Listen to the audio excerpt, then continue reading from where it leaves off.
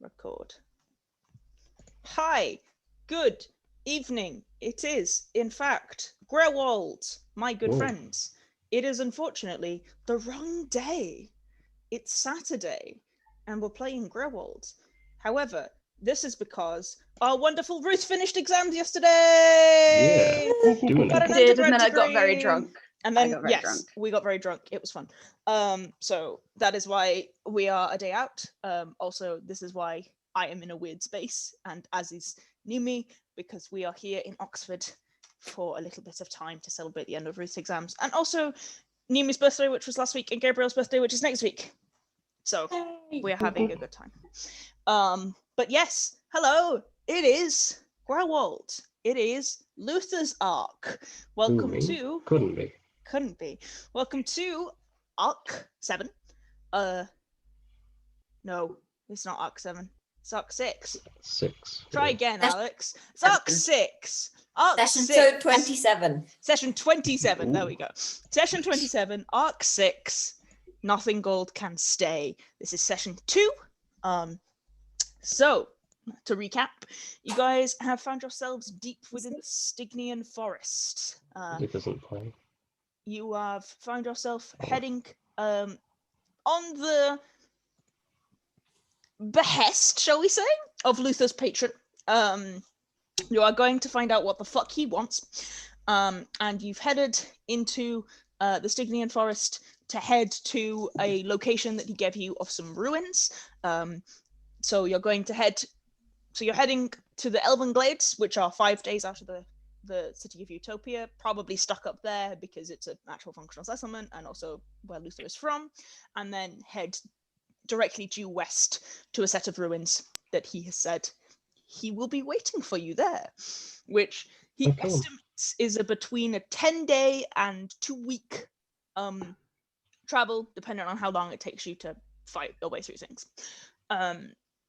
Last session, you fought a couple of Cyclopses, you fought a couple of the fun Sorrowsworn, you fought the Lonely. They were very fun. I was quite impressed with you being able to defeat 2 challenge rating 9 creatures in a single combat. You know, everybody was doing a-okay, kinda. The Prince turned up to bully Luther a little bit.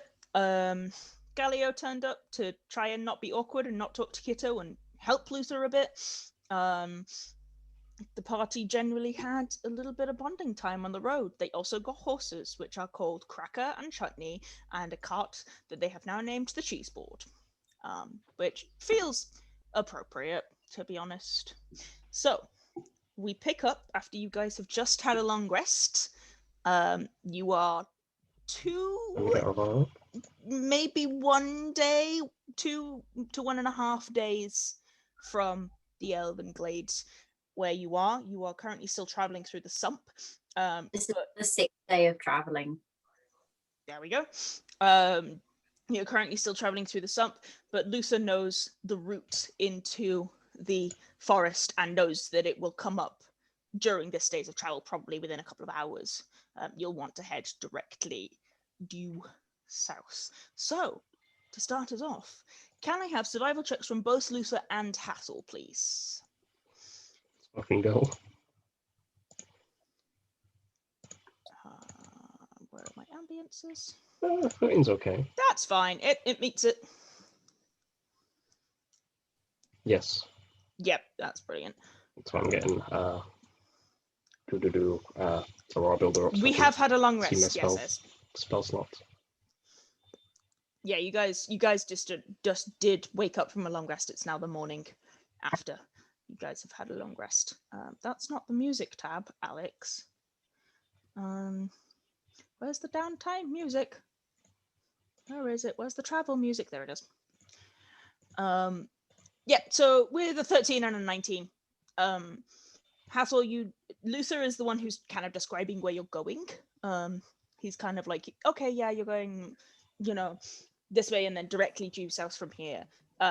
And Luther, you've got a pretty good knowledge of where you're going with that 13. And Hathor, with your ability to know where north is completely, you're very, very good at being like, okay, yes, we need to go a little bit further west and then directly south. And Who's got the highest passive perception? It's probably me, but I accidentally tried to open the calendar and now my Roll20's frozen, so I'll get back to you on that. I have the second highest, so I What's could always roll yours? it if you want. Just tell me what your passive is. 18. Okay. Anybody with a passive perception over 15 will notice the area, because you've been skirting quite close to the Stygian forest, the area you've been skirting has been quite viciously mired bog in the forest. And the way Luther is taking you is avoiding that, but you are quite glad that you're avoiding that, because it does look like you're going to have massive problems trying to get the horses and the cart through there. We don't want a never-ending story, this. Yeah, it is very never-ending story, gloopy bog. You do not want to go near there with your horses. So yeah, the way you're heading does avoid that, but Kitto, Damocles, and Cacula, I think, are the only I ones. have 15. Oh, Does that and count? Nerin. Yeah. 15 or above. Oh, would am I all the one who notice doesn't that. have over 15 perception? Nice. No, I don't think Ez is quite low, and as is Hathor's. Your perception mods aren't great, so. Ez is 11. Yeah. Okay, yeah, I meant better. 10. Yeah, I'm gonna say 14. you're fine. You're fine. I'm just getting mine open still. Sorry, I had to leave game and come back. It's very Okay. fine. It isn't massively important. Yours will be 18, baby. At yeah. least, yeah. I was going to say Gabriel, mine's at least 18. So you travel quite peacefully throughout the day. It is calm. You travel past, you're winding around the edge of this bog. And yeah, it does look infested with creatures. You see one large, huge bat-like creature that has like this kind of squashed face that almost looks like a manta ray in the sky. And it like flies over this bog, and you will hold your breath very quietly because it's definitely big enough to take off one of your horses, but doesn't seem to notice you and keeps on moving. And you keep heading southwards as the day continues through the forest, and you're heading into the forest, which means your travel isn't. This part is a direct path, so your travel's not directly hindered. But it is a little bit more trying to work out where is a good place to go with footsteps. So you've traveled 3 squares. Luther, you reckon that it's about another, from where you are to get to the Elven Glades, it's probably about another 10-ish miles. You could push it and get there by midnight, but you would be taking exhaustion checks. But then again, you would be able to sleep in a bed. So, and it definitely would be safe. So it's up to you. It's up to you guys. We can try and book it, or we can camp. I feel like the elves would be more welcoming if we showed up at a normal time. I I agree. mean, they don't sleep, so. And there's no need to push the horses, really. The prince said we had time, right? So why not use it? Also, quite frankly, he can wait. I Quite. That's also true. second that one. We can also keep a bit of a closer eye out, especially myself, so I don't get stabbed through the chest again. Yeah. No, you get used to that, Ezra, don't you worry. Yeah, seems to be. Very fair. Are you setting up the dome, Hassel?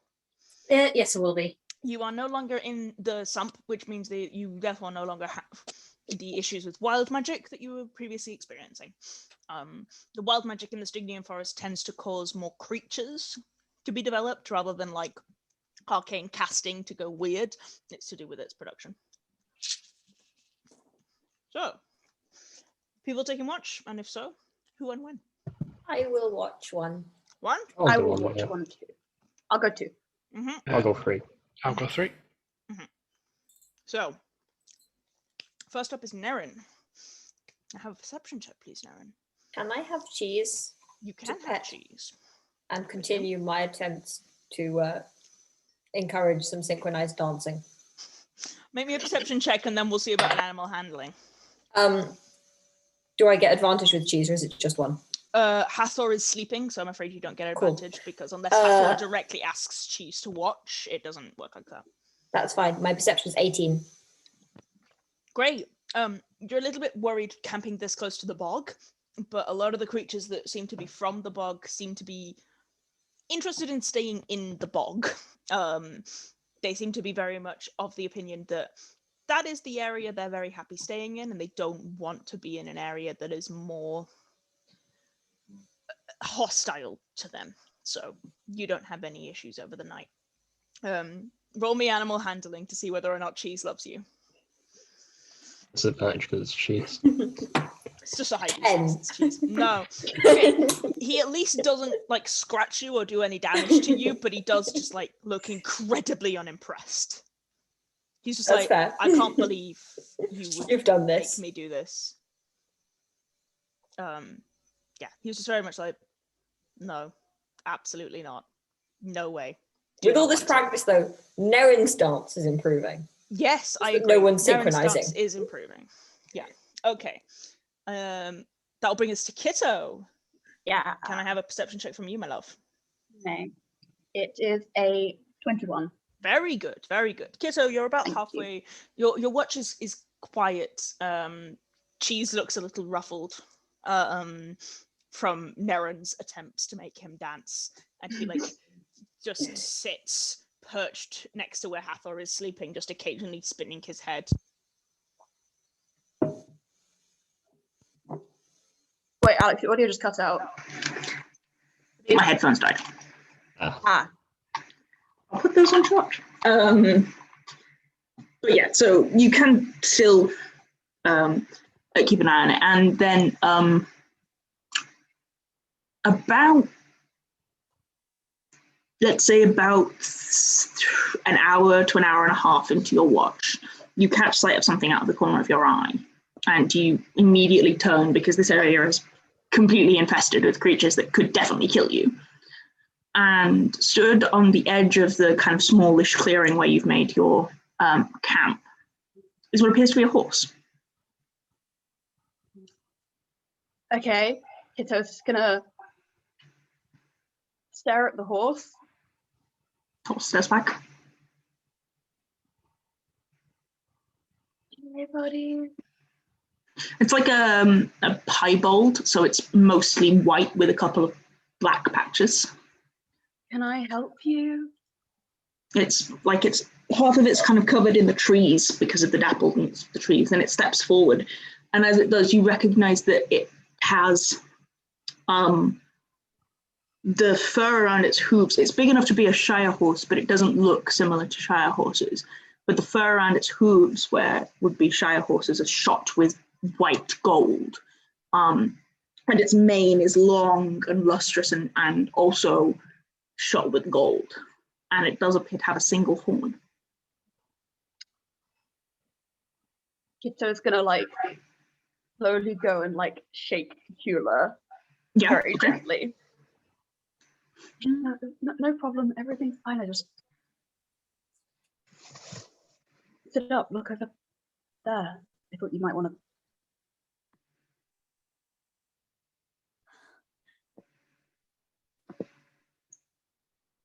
Is that A weird fucking horse, yeah.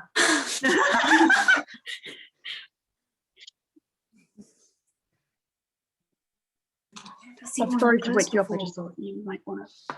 Yeah. Do you want to talk to it? Can you talk to it? Maybe. Would I still be on my prepared spells from the day before? Yes. Okay. Then I can't, but it can understand me, so I will talk to it. Okay. You getting closer? I will go to the edge of the dome Mhm. and sit, because non-threatening as possible, Okay. like with a stray cat. Okay. And then I will say to it, hello. I can't understand you, but hopefully you'll be able to understand me. We mean you no harm. I promise. You hear in response telepathically, in Elvish, which I believe you would speak. I think I do speak it, yeah. Hang on, let me check. Once Roll20 catches up. I mean, I'm half elf. I'm pretty sure I would speak Elvish, yeah. Yeah. It is unusual to get travelers that come this far off the road. He kind of smiles in a very evidently delighted way and flashes a look at Kitto like, this is so cool. And then, Kitto, you hear the same thing in your head, but in Celestial. Can't speak Elvish. You can speak Elvish. You can hear it in Elvish as well. He'll do it with both of you. If you can both speak Elvish, it has telepathic abilities, but it can only speak Celestial, Elvish, and Sylvan. I wasn't sure like if you Kitto would crossed over. speak I could shitty Elvish, because I think it was mostly from Gallia. It was.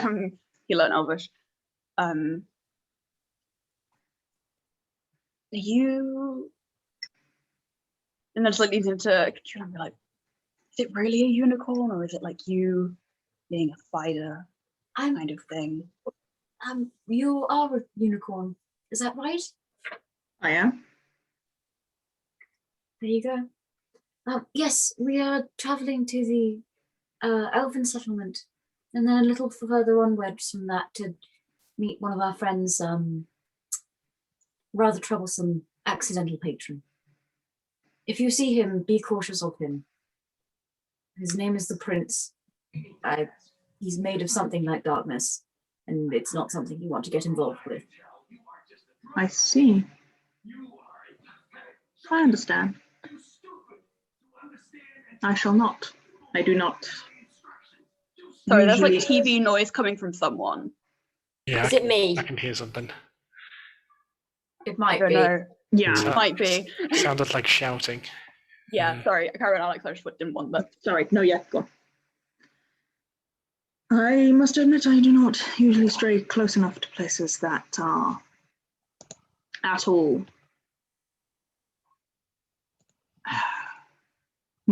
humanoid in origin,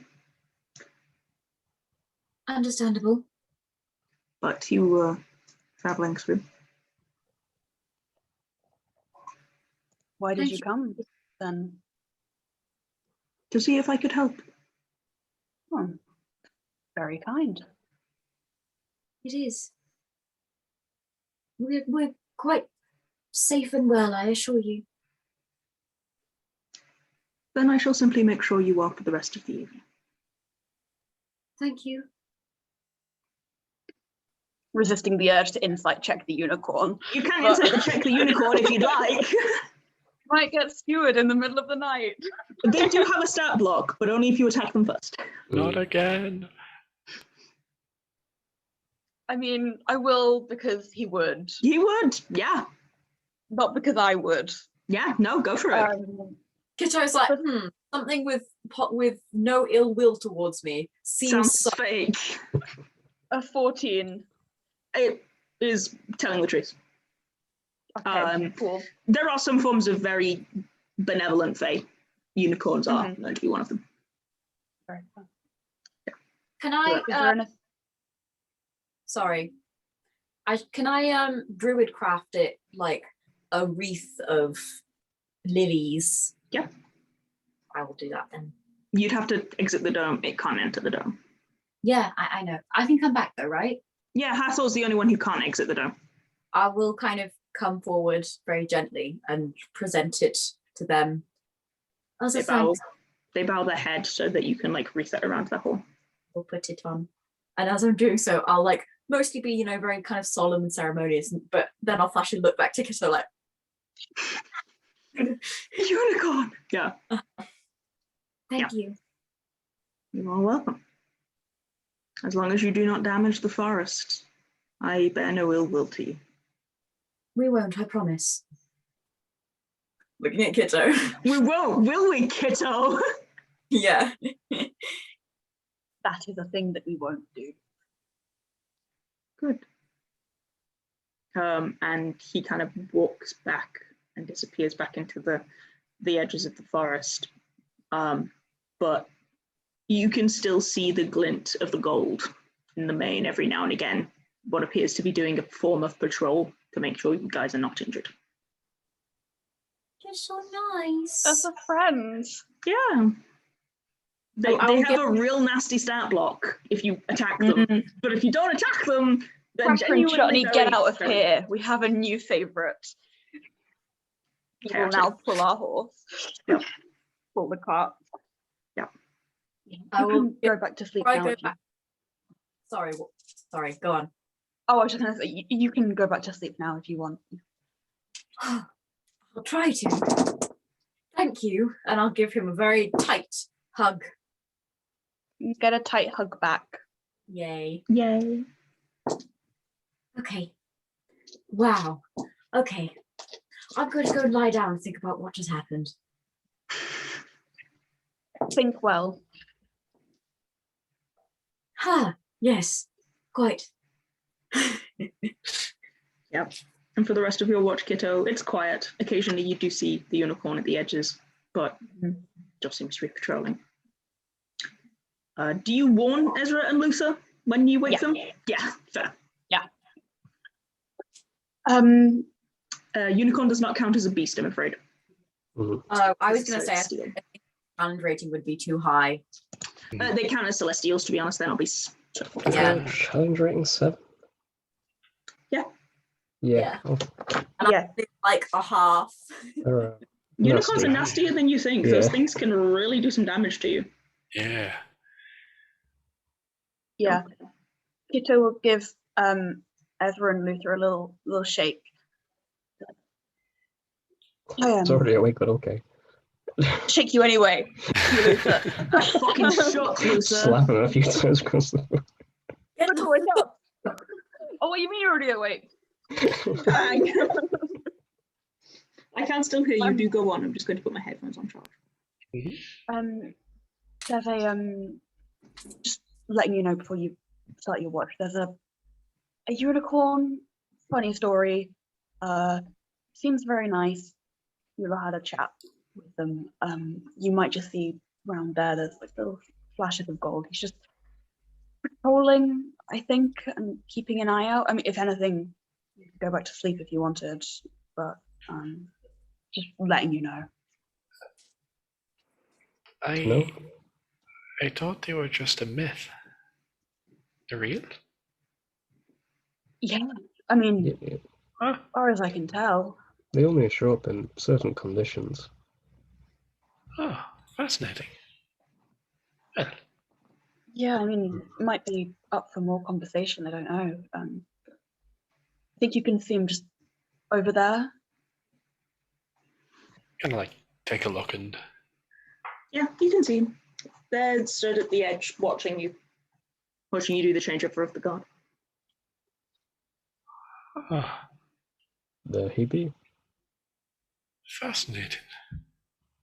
Well, it's quite nice to have another lookout, at least. Yeah. Bows his head. I don't think you speak any of the correct languages, do you, Ez?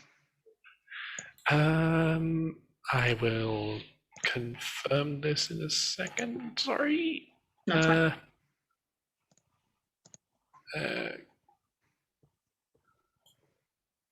You speak Elvish. Yes, you both speak Elvish. So you both hear quietly, telepathically. I presume you are the second watch. Good evening. Evening? Pleasure to meet you. And you. You are welcome to go back to rest if you desire, but I also understand if you do not trust that I will keep you safe. That is something I can clearly grasp. I like the night watch. Gives me time to think. And I mean, I'm Welcome to usually wired on a bit too much coffee to sleep once I'm back awake anyway, so. And bows its head. And Going to be dead. yeah. And then it just kind of disappears back into the forest, and again you can just see occasional glimpses of it. Can I have a perception check from Musa and Ezra?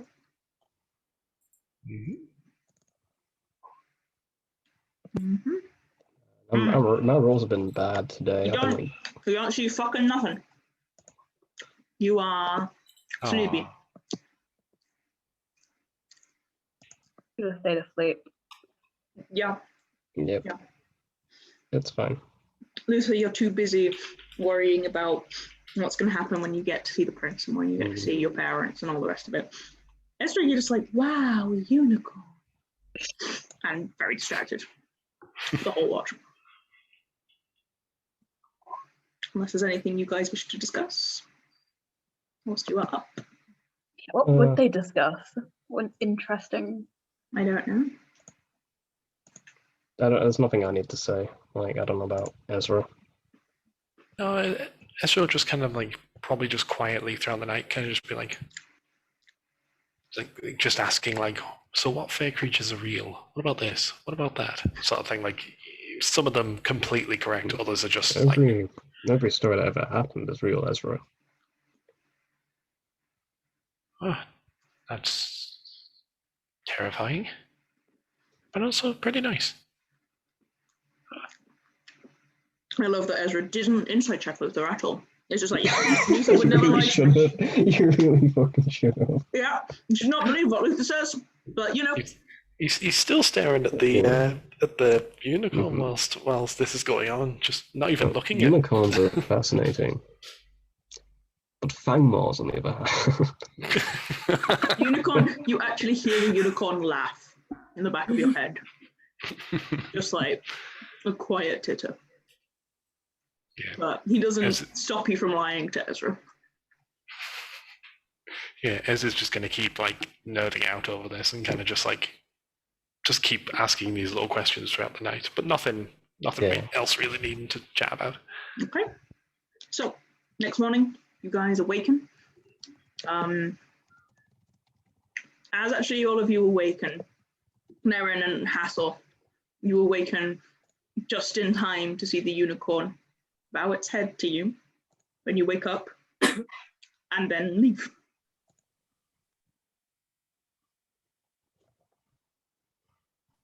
Yeah, don't worry, it's just a unicorn. It's very polite. So I don't have a fever then? No. Okay. I'm a unicorn. But it's not related to this, no. I think you're fine. Yeah. I'm not a very warm person, so you know. Yes, you're fine. Did the unicorn like walk away, or did it vanish?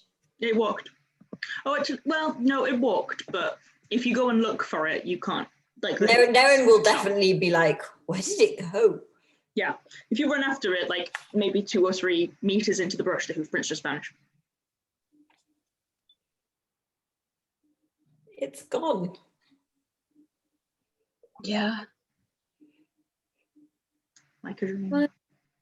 Did it still have the wreath on that Cacula made? Yes, it did. Very good. Well, they were up all night. I imagine they've got to go get some sleep. I'll tell you all about it on the way to the Glades, Nerin. Did you talk to them? Yes, quite. Do they have a name? Are they your friends? I mean, they definitely were a friend, yes. But we didn't exchange names. I read somewhere that names have power for Fae. And Can we invite them to Rosanna's? I So don't you know. were very cool, Nerin. I don't know if they'd fit in the kitchen, to be honest. They were quite tall. You're Quite quite tall tall too. That is very true. I think to get them to Rosanna's, you'd have to walk them through the city, which might cause some. Let's invite them on the sky ship then. When Frostline's ship is better, Capture they it. can join the crew. It's no easy feat. I feel like maybe they would be happier here. I think they'd be really good at climbing up to the crow's nest. Possibly. If we see another unicorn, you You can use the horns as little clink clink, whatever those things are called. I know what you mean. I know what you mean. Those are the ones. Thank you, DM. Climbing pythons. Okay. Are you continuing players, along you your say- way? Climbing, click, click, those things. And everyone's like, oh, yes. Yes. I'm glad it everybody else knew. I had no fucking idea. They're the kind of things that appear in your inventory sometimes, and you're like, they're what? in like most explorers' kits. Okay. So you guys continue on the road. The path is not difficult. It is not quite a path that is designed for carts, but it is a well-trodden path in terms of it being probably not really horse-bound, definitely foot-bound, but it is like a carved footpath, so it's not massively difficult for you to get through towards the Elven Glades, which is odd considering that last time you walked through the Stygian forest, there was no paths whatsoever. So you very much, this is very much a new thing for there to be anything that looks at least even vaguely made.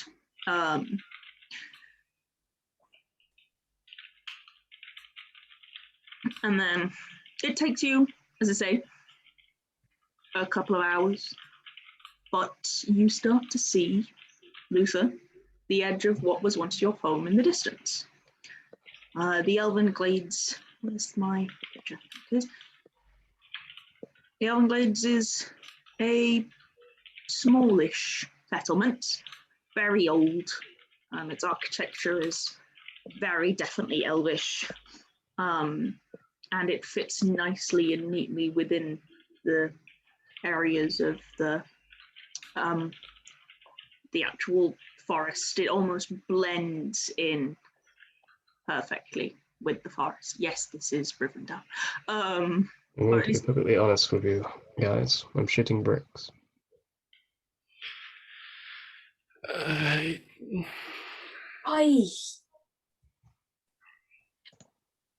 No offense, and sorry here, Kitto. They can't be worse than Kitto's parents.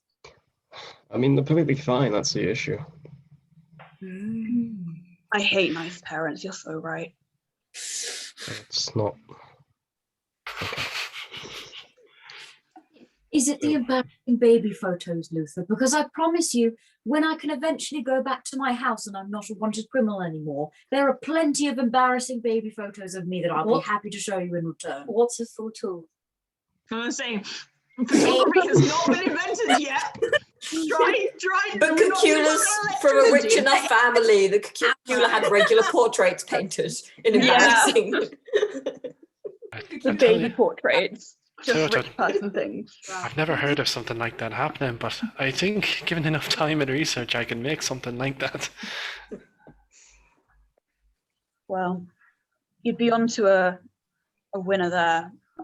You could start a whole business. Start with electricity first, guys. Let's get somewhere first. The city is... It's not big. It's not a significant space. And there is a small lake, and most of the areas are more communal. I'll take you off the aesthetic map, and I'll put you on the actual one. There it is. There you go. Oh, nice. Now you can see the map. They've got palm trees. I'm joking. They've just got trees. And yeah, you guys are down in this bottom corner over here. That's where you're coming in from. Luther, are you heading directly to your home? Like going there, but you know, like you don't really want to go there. Like you'll go like a detour. Like you'll. Okay, so Luther kind of drags you around through the marketplace, where it's. So you guys have arrived just after midday-ish. It's busy. It's bustling. You see elves of many different varieties. There are wood elves, there are eladrin, there are drow, there are high elves, there are lots of half elves. You see less, so you see half elves, but you see less other races. There are a couple of humans, and a couple of what appear to be changelings in direct changeling form with long white hair and flat eyes, but mainly it's an elven population. And those of you who know anything about history, so if you've got proficiency in history, I'll give you a stew for free, because the Elven Glades have been a fairly consistent settlement. The Elven Glades were they were a Lorien settlement. The settlement has been here a lot longer than the city has.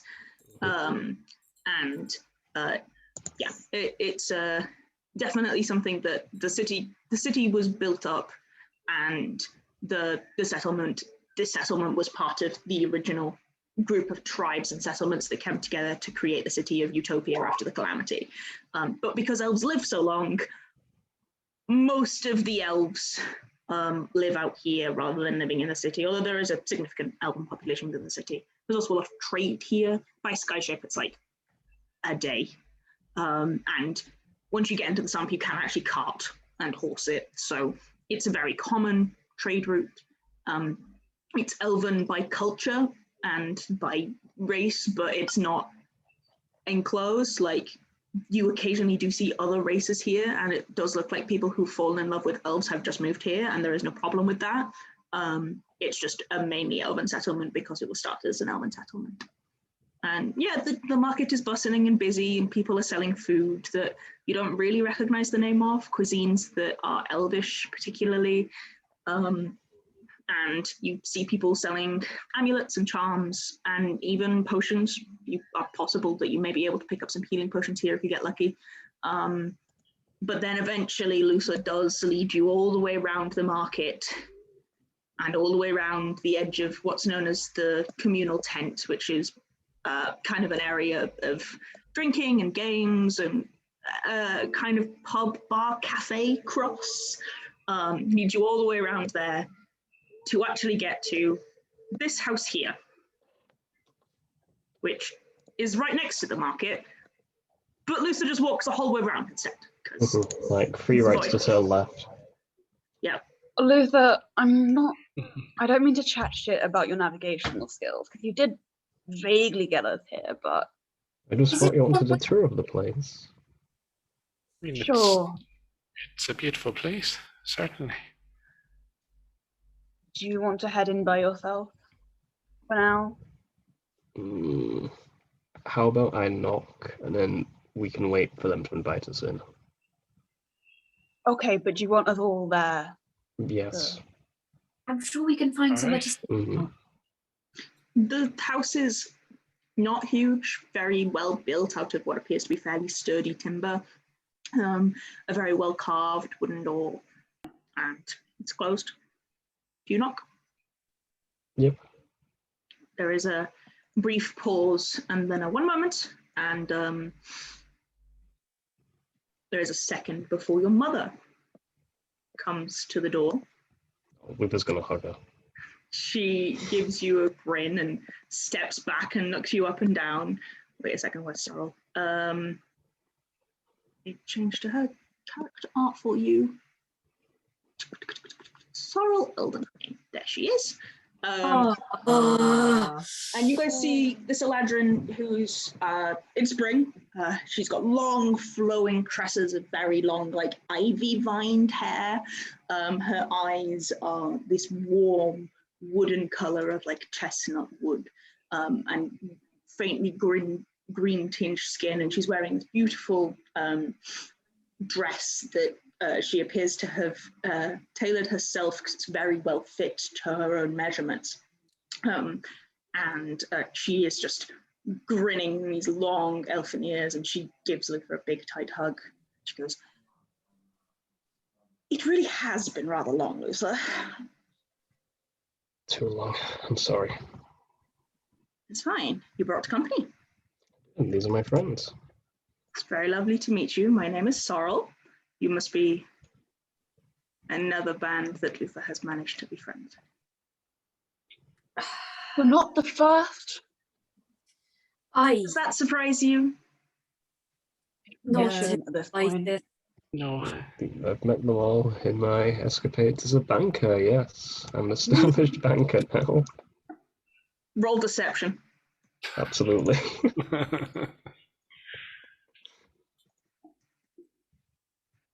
Kitto will straighten up and put on his banker face. Oh yeah, you fail so badly. So yeah, there's Sorrel, just for your spelling abilities, my friends. And I'll just stick Luther's dad in. I'm also He's still wearing my fucking Sky Pirate gear. Yes. He's not in right now, but I'll also put Luther's dad in there so you guys can spell.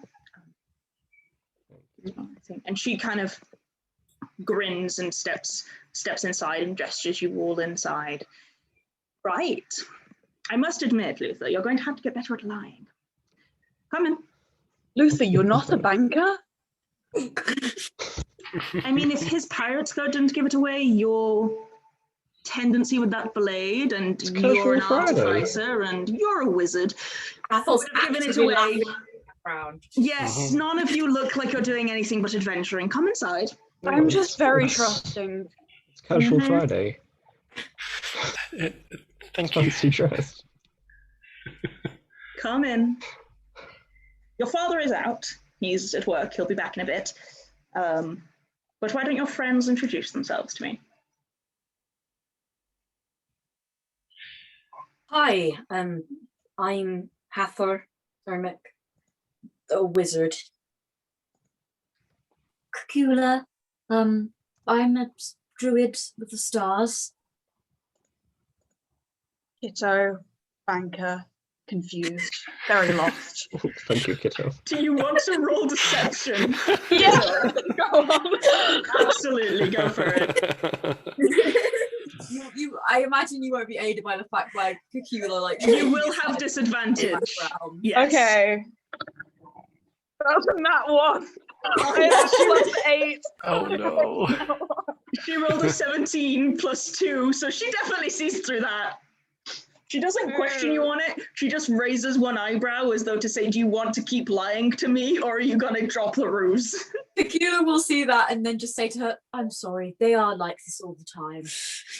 I'm glad. And you? I'm Ezra, and this is my friend Damocles. I make things. I see. I'm Nerin. I attempt to punch things. Yes, the gi of a monk. Very nice. You certainly have created an eclectic bunch here, haven't you, Luther? Well, being a banker, you know a lot of people. Drop the ruse. Ezra's laughing. I'm a Sky Parrot now, Mum. Is it? You knew we wouldn't have any issue with that. Your father traded with the Sky Pirates for a long time. Yeah, but there's trading and then there's throwing yourself into reckless danger constantly. You were always good at that, even without you being like this. Well, this different calendar in Utopia. No, there isn't. Amongst bankers. That doesn't matter because the solstice don't know comes where and the Aleks is solstice going. goes, doesn't it? It's a financial year. It's a different calendar. Mm-hmm. Do you want to explain why you're still in autumn? And I don't know, in all honesty. Not definitely some weird magic shit. I'm gonna get it sorted. I'm on my way to getting it sorted. That's why we're here. We're trying to work it out.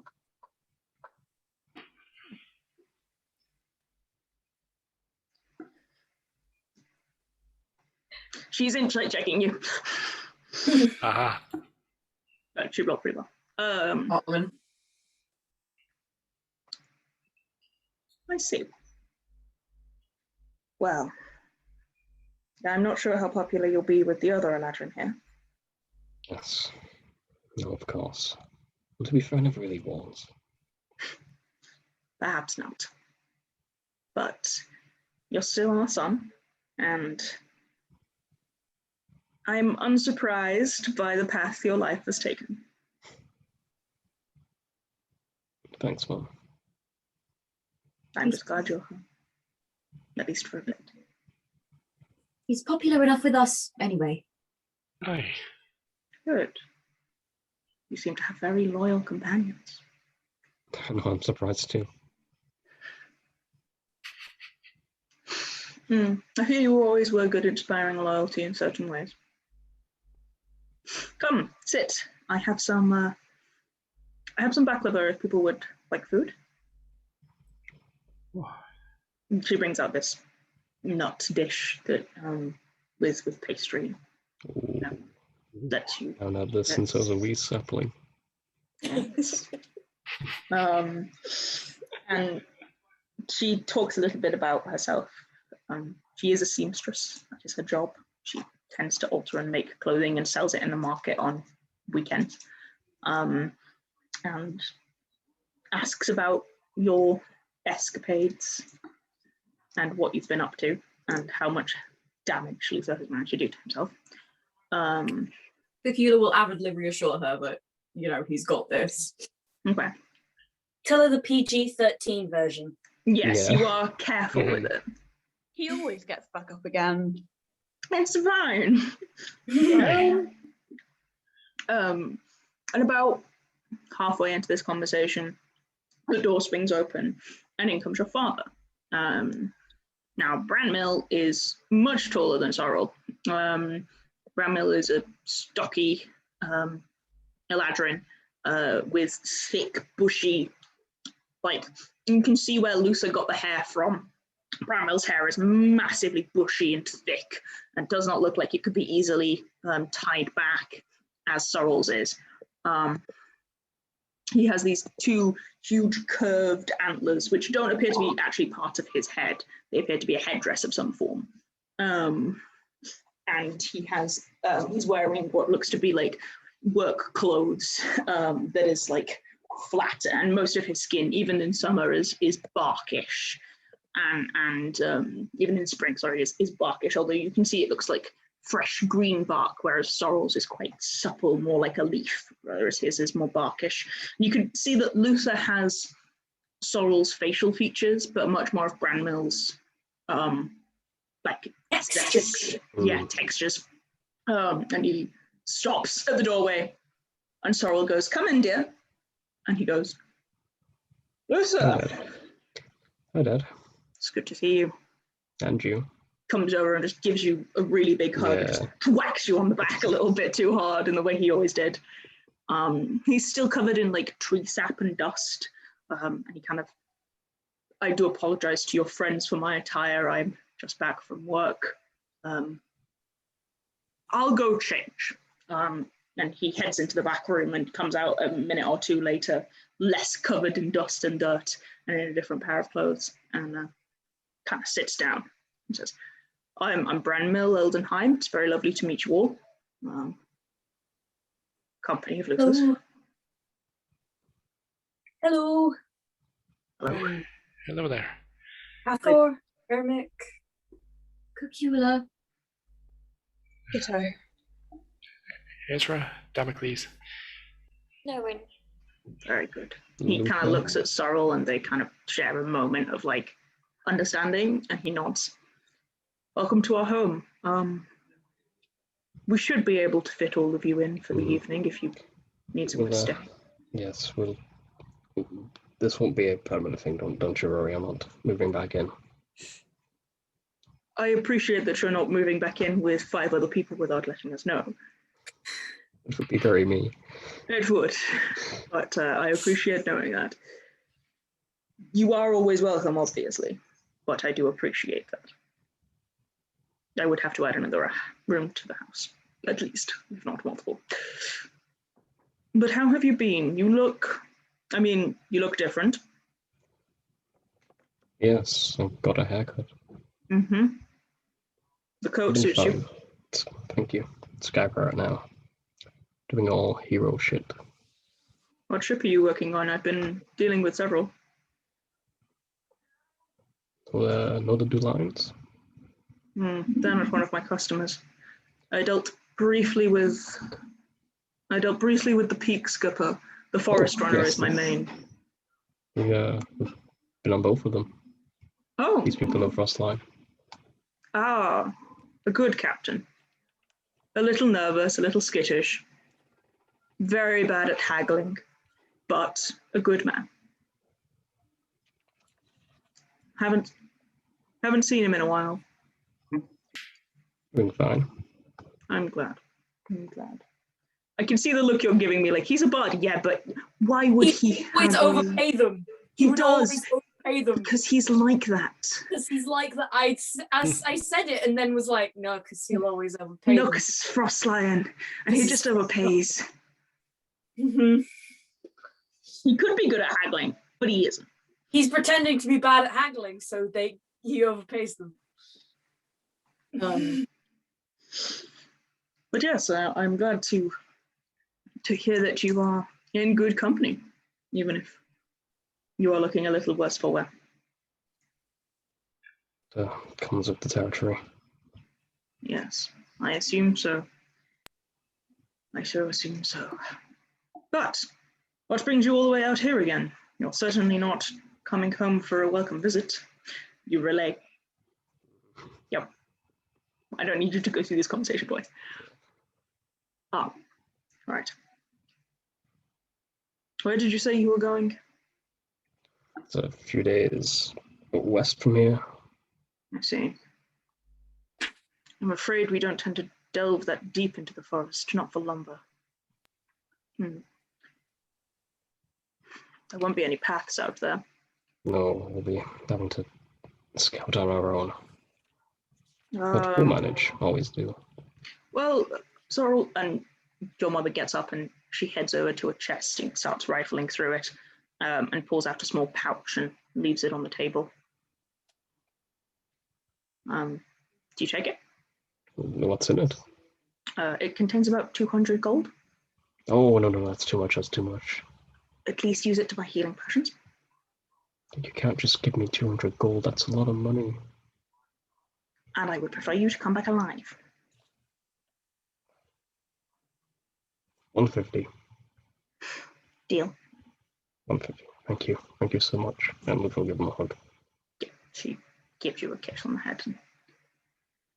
I hope it will keep you all safe, because you certainly could do with a little help out here. The village is well protected. There are lots of guards and some magical wards, but as soon as you get out of the village, it's a lot more dangerous out there. I'm sure you know. Oh yes. How are you two holding up? Is life good here in the Glades? It is the same as it has always been. It is gentle. It is peaceful. Your father makes a couple of trips into the city every now and again. I should go back. If you ever are in the city, and you probably had the tradesman's guild, but if you ever are looking to stay over, just there's a house and I'll give directions. Yeah. You're welcome to a hot meal and a bed to sleep in. You're very kind. Thank you very much. Yes, it is a little bit of a trek there and back, so Branwell tends to do a long weekend or two. If nothing else, to sell my wares when I make more expensive things. I've been working with some higher quality materials recently, found from some certain forms of spiders create a very strong form of silk that I'm thinking I can possibly weave with. Sounds incredible. I'd love to see any results you have, if you make any. Hi. 1 second. I've not quite got the process down yet. It can snap under too much pressure. It's very brittle but very strong. So, Well, if we see any of the spiders, I can try and talk to them about it for you if you'd like. I would not advise that. They're not friendly Ah, and also rather large. Alternatively, if we see any, we could kill them and take more silk. It's You an need to option. kill them in very particular ways to make sure they still produce the silk for a couple of days afterwards. I can imagine trying to make it not sticky is a significant. That is also a significant issue, yes. It can be quite something. Can you cover it in oil? I'm not sure how that would make it less sticky. Then It would make it slippy. and then your jumper's oily. That's him. I mean, maybe it'll be a new fashion. Oily jumpers, new fashion. Everyone's like, Nerin, please. Also, that's a fire hazard. Walking around with a jumper made of oil. Just a bit. Also made of wood. Yes. You're a slaughter light. Are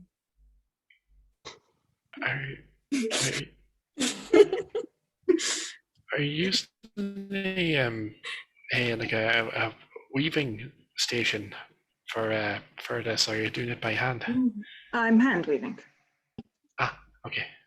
I have a loom in the back, but for this project, I'm starting out hand weaving. Wonderful.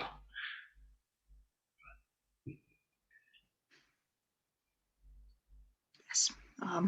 But yes. How about it is still early afternoon, and if you guys want to catch the market before it closes, you may want to head out briefly, but it is only there, and see if you can find anything that would be of use to you on your travels. Anything, White Hunter Group, is anything we particularly need? Healing potions. That, yes. For the horses at all? Oh, Carrots. yeah. Mentioned done to it. Oh. What do unicorns like? We can buy Sorrel, unicorn presents. Sorrel blinks. Oh, sorry. We met a unicorn last night. It was very amenable. Yes, there are a couple around. I wouldn't offer them gifts. They tend to take offense. Oh, Cacula. oh dear. They seemed to like it though, and I did say in exchange. Then that's okay. If you just offer them gifts without them doing anything for you, they can feel somewhat patronized. No, I did. Well, I'm glad I chose my words carefully then. Yes. They're very good protectors, and sometimes they make sure that nothing damages our woods, but they are quite temperamental. If you saw one, I would be very lucky. Many people never see them in their lives, and many people who never see them in their lives are elves. You count yourself among the very, very lucky that you even saw one, I must admit. We shall. Hi. It's very cool. Yes, they are flighty beings. Would there be any stables in town that we could leave our horses to? I imagine we won't be able to use them. You should say staples. Staples. Yeah. Hey, Luther's mum, can I staple my horse to one of your trees? On a related note, do you have a massive stapler? Branmill kind of, yes, there is a small stabling in the front. You can pay to leave them there for a period of time, or you can sell them if you do not consider yourself coming back this way. It's up to you. Let's not sell them. For the return trip. We've named them. We can't sell them now. Understandable. There is a stable at the edge of town, in the way you came in, because you only can get out that way rather than you can't really get deeper into the forest on horseback. And yes. Okay.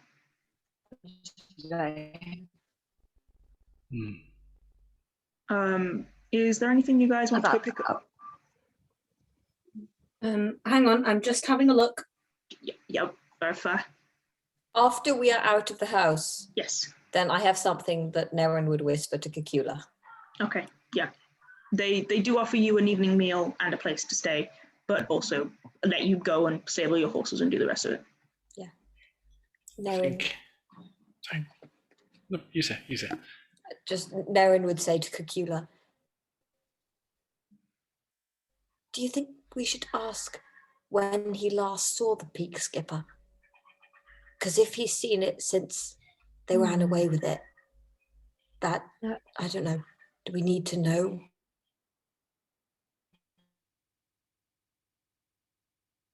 Where it's gone? For a very long time. Because he mentioned frostline in conjunction with it quite firmly. But that is definitely not a bad idea, Nerin. It's worth at least an ask. Okay. So, you guys, are you heading to the market first, or are you heading out to the stables first? Stables first. We don't want to walk around the market with horses. Yep. So you I head could out to like go Also, and market, spend a bunch of money, and then not be able to stable the horses. yeah. you head out to the stables, which are run by a dark elf, a drow, who looks up as you come over. She's probably older than you guys, but not by much. Where is not here? There she is. And she, hello. Can I help? Hi. We're looking to stable our 2 horses and maybe find somewhere to store a cart for roughly, I'd estimate a little under 2 weeks, 10 days to 14. Okay. Well, I wouldn't want you to have any problems were it to go over the period. So let's say 14 to be careful. Mm-hmm. 2 horses, they're large. Good boy. Are they well trained? They seem docile and quiet types, but we've only had them for a week ourselves. We did buy them from quite a reputable stable in the city, though, so they should have been trained. They pulled the cart. Clearly very well acquainted with horses, and we managed to get here from Utopia, so they can't be that bad. No, they clearly have very patient temperaments. Yes. Okay. 2 weeks for the horses and the cart.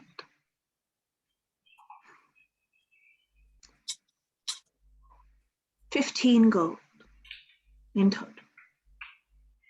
I'll happily cover that. I like how Do you have it to spare? Hathor? I can cover it if you want. I know you've got wizard shit.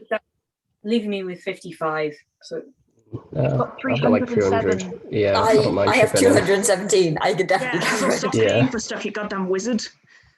Hathor pays for stuff and then we all give Hathor money. Yeah. That's how the game goes. I'll have 50 gold left. Hey, I Hathor's have a poor boy. 300. Hathor's a poor boy. He's used to having like 2. Okay. It's 11. Who wants to pay the 15 gold for the horses? I want to pay, please. Thank you. Nerin is paying. Okay. She comes over and reaches up and whispers quietly, and the horse kind of bows its head and heads over with her. She seems very well acquainted with horses and very peaceful with Please, can I tell her the horses' names? Of course. So that they do not forget their names while they are not away from us. Yeah. And also the cart's name, in case it forgets that as well. She grins at the names. I see. I presume you have a cheese at some point? we do. And I will take the finger. Cheese kind of shuffles. She laughs. The wizard's familiar. Very nice. I shall take good care of them. I am afraid if you do not return within 14 days, I shall have to sell them. Understandable. If that happens, please just make sure you find people. Yes, I will. If that happens, I don't presume we'll be returning to collect them. That is why, yes. There are people who stable their horses here and then head into the forest, and a lot of them do not return. It's why we have the policy in place. Makes sense. Well, we shall endeavour to not be among their number. Yes, and if you are to be late, if you can contact me in any way, I will hold them for a little longer. Thank you. Out on a whim, but I'm gonna ask since you seem very nice. There isn't anywhere in the market that regularly has stock of gems, particularly high-priced ones. I know It is rare. You could talk to Ronan or Maran. Ronan runs the potion store and therefore may have components, and Marl runs jewelry. She may have something of the caliber you're looking for. It depends what you're looking for. Her jewelry tends to be handmade. I do not know what kind of gems she holds. Well, worth a look regard. Thank you. Thank you. Have a good day. And she heads inside with the horses. Okay. We've got to live, lads. I want to come back to get my horses from this lady. I need to hear her talk again. Look at the jewelry. I just want to get them back before their names change. That's a good point. Clock's ticking. Okay. So you're heading to the market. Mm-hmm. You do find the woman selling jewelry very quickly. She's a wood elf, ginger hair. Where's one?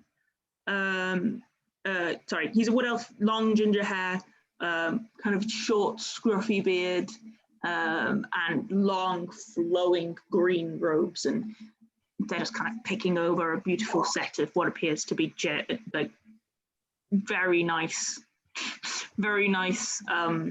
finely refined pieces of jewelry that do have some clearly have very highly polished stone in them, and some have, like the marble sea glass you can get. Some of them are like that, some of them are clearly more handmade, and he isn't really hawking his wares because you don't really hawk jewelry. He's just waiting for people to come talk to him.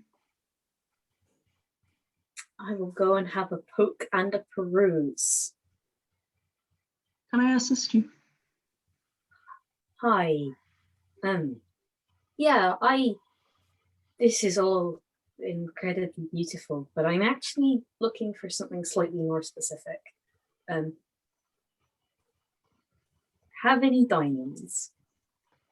Ooh, I shall have a look.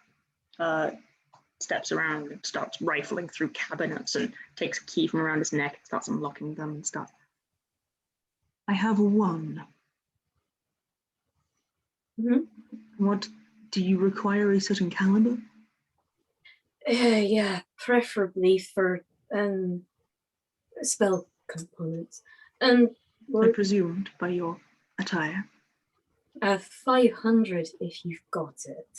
I definitely haven't. I'm afraid this one would come closer to 300. That's fine. We don't have anyone who can make use of that. But thank you for looking. No worries. Thank you for admiring my jewelry. I was going to say, can I just have a look at the jewelry? He has some really lovely pieces. Are we coming back here afterwards? Because if we are, we should buy Rosanna a present. Yes. That's a great idea. That's a good But idea. probably not until we're on the way back. Mhm. Otherwise, it might get lost. It could be incentive for us to Covered in live, blood. though. Yeah. Also that. Also, it might go if we see one we like in it.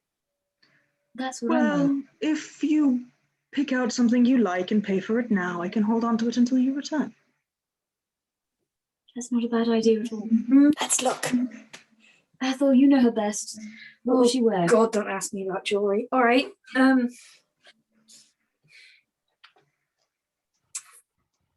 Probably red. She likes red. So garnets of rubies or something like that. Probably not rings or things. She's very practical No, woman. she'd have to take them off for cooking. So probably, I don't know. Necklace. Pierced necklace is probably the way to go. Necklace is good. Bracelet. Anklet.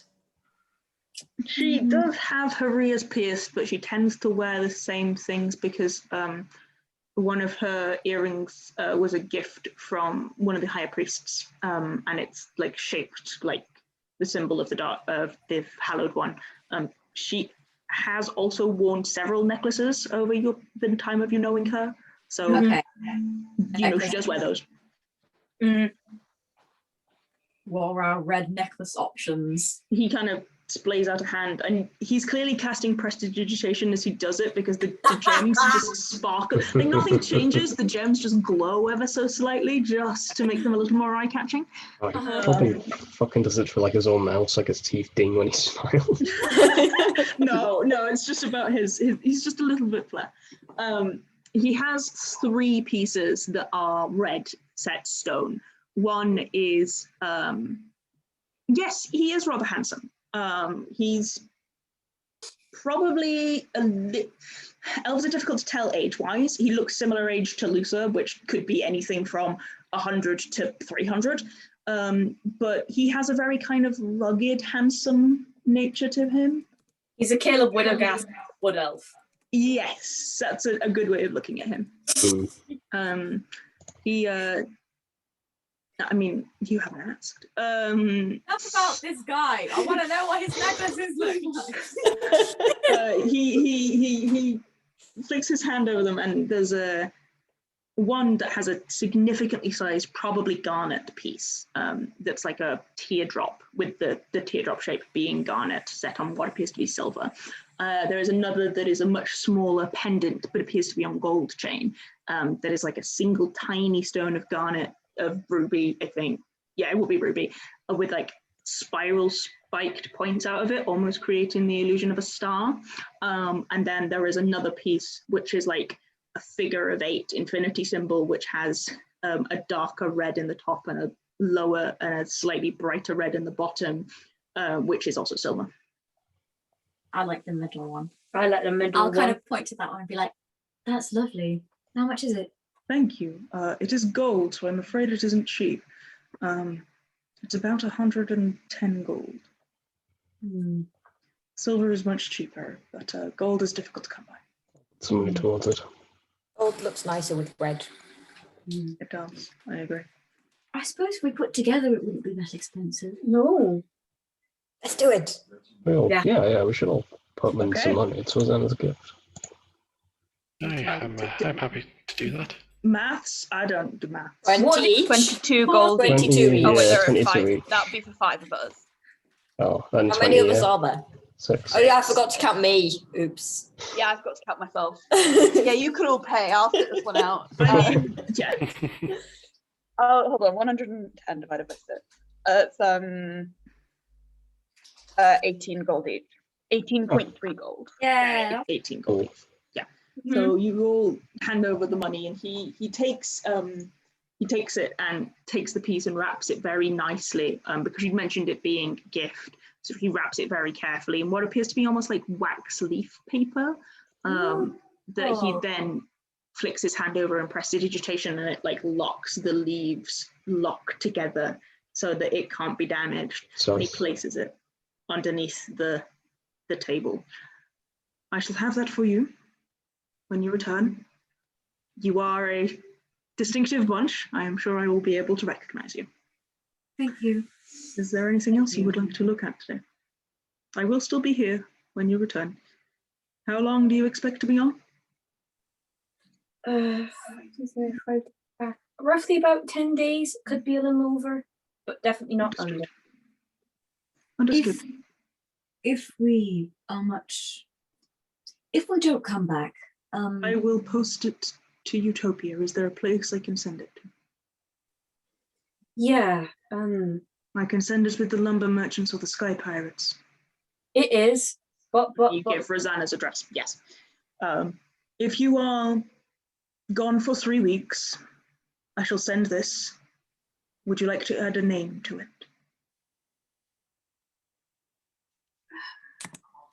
yeah.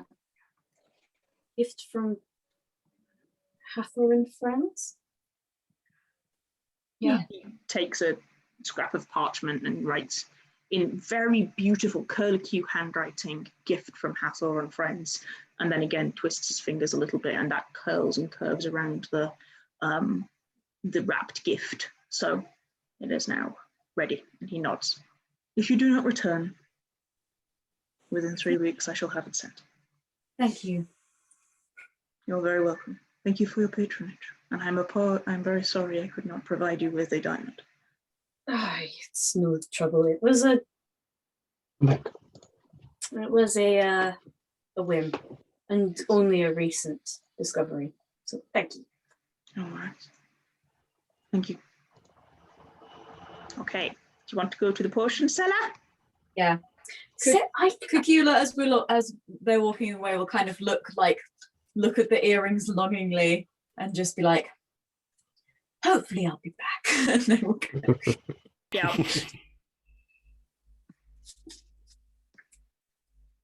Potion seller, going into the woods, and we need strongest Fungus potions.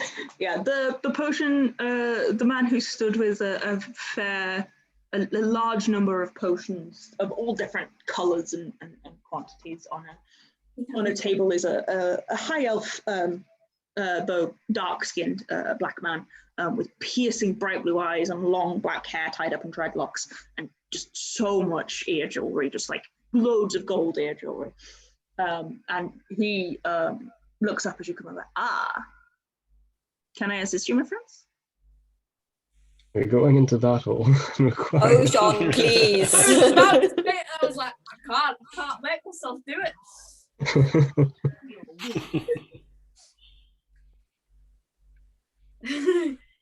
Oh. We were wondering if you had anything in the way of health potions. Yes. They're easier to make out here than you'd think. Some of the things grow quite easily. I have 4. 2 of them are major and 2 of them are minor. How much money? Major sounds pretty good. They And all healing sound pretty good. potions. We kind of need them. Healing potions, the minor ones are 50 gold and the major ones are 150 gold. Though I guess if you were to buy all 4, I could do you a round price of 375 gold. How about 360? You see, there are 6 above. It's much easier to divide. Roll a persuasion check. If this goes wrong, just gonna start rounding up instead. It's a 21. Very nice. Good He shit. kind of looks you up and down, Kitto, and you've had that sensation before. He is definitely checking you out. And he's very attractive. And he kind of gives you a grin, and he has very, very white teeth. 360 it is. Thank you. So we'll get it all out for now, just to Okay. have the drama of paying for it. Forward. Yeah, yeah. Oh, when he doesn't have that much money, he can't do that. You got 150 from Luther's parents. Mhm. And then No, I you mean, can- Kitto doesn't have 360 to whip out. yeah, that's right. Mm. Nerin will secretly give I mean, if we're Kitto all 60 taking away gold 60, from then into yeah. his hand. Let me do We all some. have to give it to Kitto secretly though, so that Kitto has the drama. Yeah. If it's all 60, let me do some quick math. I mean, 269. I can only throw 48 gold your way. Well, I've Yeah. thrown 60 into the pot.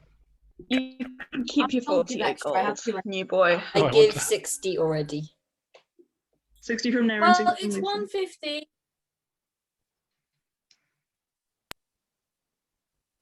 If I put in 100, does that cover the oh dear.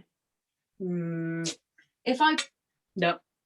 Do that? I love how this group just, as soon as it's maths, we're all We're like, just what? like, No, not got it, man. If I put in 100, would that cover the shortfall for Hathor and Ezra? I paid for Ezra as well. Oh, okay. Probably, yes. Thank you. 360 minus 150 is 210. Okay. 210. 210, I gave 60. 210 divided by 6 is I've also given 60. Let's write down what everyone's given. Okay. Luther gave 60. I gave 60, yeah. Luther's parents gave 150. Mhm. Nerin gave 60. How much did Kitto give? Oh, I Just- covered Ezra as well, so I paid 120. 120. 150, 60, 150, 60. 200, 240. 150 plus We've given over, 360 guys. already We've given more. We've given You know what Kittle's Kitto's playing? there, It's, Kitto's just there, making eyes at the shopkeeper slightly, while Yeah. everyone else in the background goes, "What? So if you give fuck his money. 100, Kitto's just there, Okay, everybody take your money back.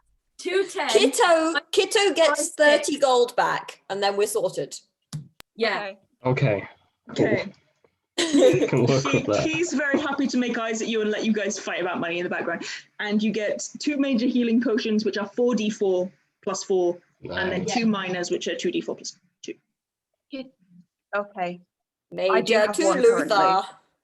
The major one. Yeah, so Major Luther to has Luther. One, please. one of the major Or ones. a one at all. Major to Kitto. And a major to Can I have a Kitto. major? Thank Yeah. you. Who else wants the minors? I've got 1 minor. You So- have another one. if you're- I have a minor, but also Nerin doesn't use healing potions because he's It's an better have- idiot. So I already have 1 healing potion. So everyone else can have them. Who is the last person who's going to go down? Ezra. Probably Ez? Yeah. Most likely, Yeah. yeah. Yeah. This takes the most because he can And I run can- around and pick other people back up. Mhm. Yeah. How many have you got, Ez? Have you got one? I haven't jotted any down, but I'll add one now. Okay, so now you've got one. Do you want to take the last 2 minors then? And you've got 2 minors. Okay. Yeah. If no one else has got a problem, so I've Yeah, got that works. two minor healing potions. Yeah. 1, so it will be fine. Mhm. Yeah, and I then can get everybody last has at hits and I least can also one. heal through that. Okay. Everyone So has at least one. 2. So I've got 2 minor healing potions. Yeah. Yeah. Okay. Brilliant. Thank you. Is there anything else I can help you with today? Or you have other things? Not today. No. If you're back in town, maybe another time.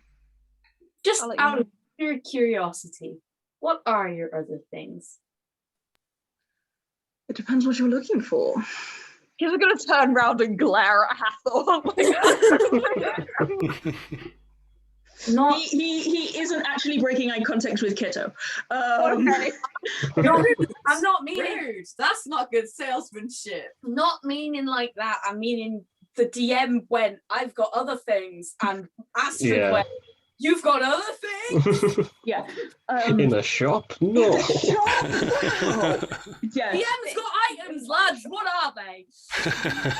So He kind of he goes into a shop, goes in another aisle, sees another aisle, goes, no way. there's more items here. He kind of flicks his hand and he has like another 3 different types of potions. One of them is like pink and purple. One of them is like yellow and black, and one of them is like a rich purple color, like a deep black purple. So I have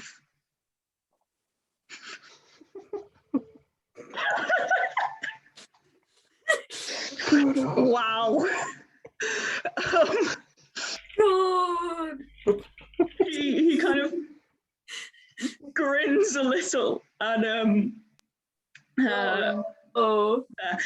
he kind of grins a little and flicks his fingertips over the potions. This one, and he points to the pink and purple one. This one will give you an advantage on the romantic side. I'm going to say with a 12, you get that there is flirting happening there. This one, he points When to the he said yellow one. romance, you were like, I get it.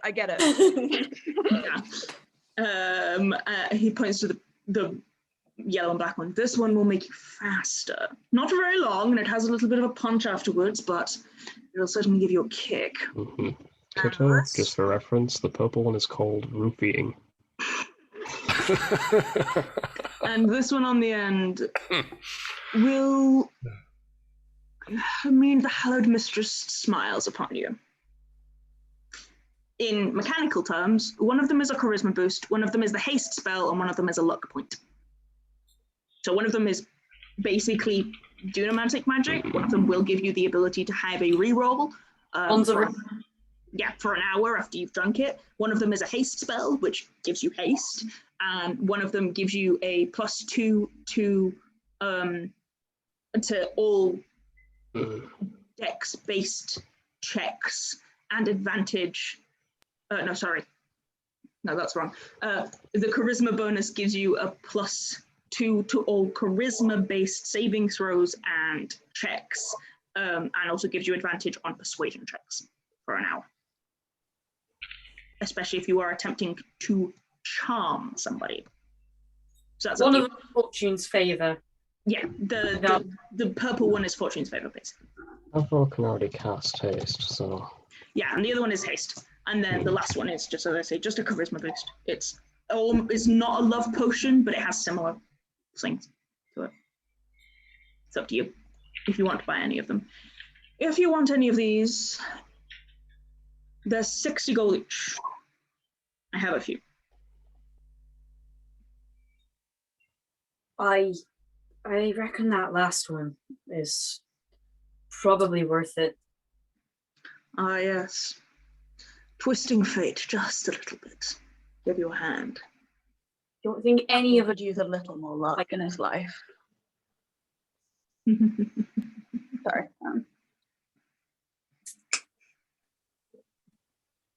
I'll take it. Lord knows I need luck, especially in what we're doing. For It's you. very. Somebody's got a. You must roll well for this. Yeah. Like, die. Yeah. Okay, so Okay. 60 Hand gold over 6. for the luck potion. Yep. Done. Yes.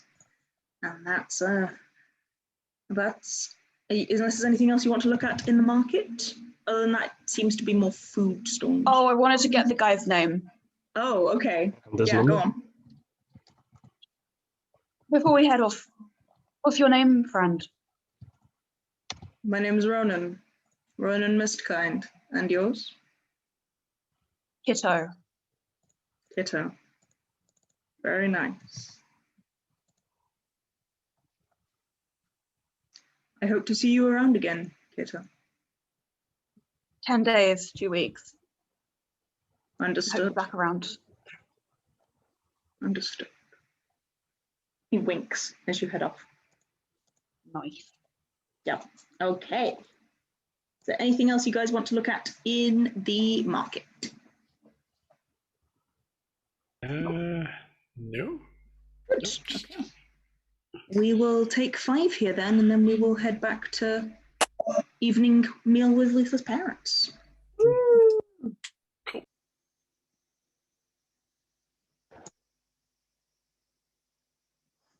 Look, Ronan, I don't know if that got the first time on the record, so I thought I'd say it again.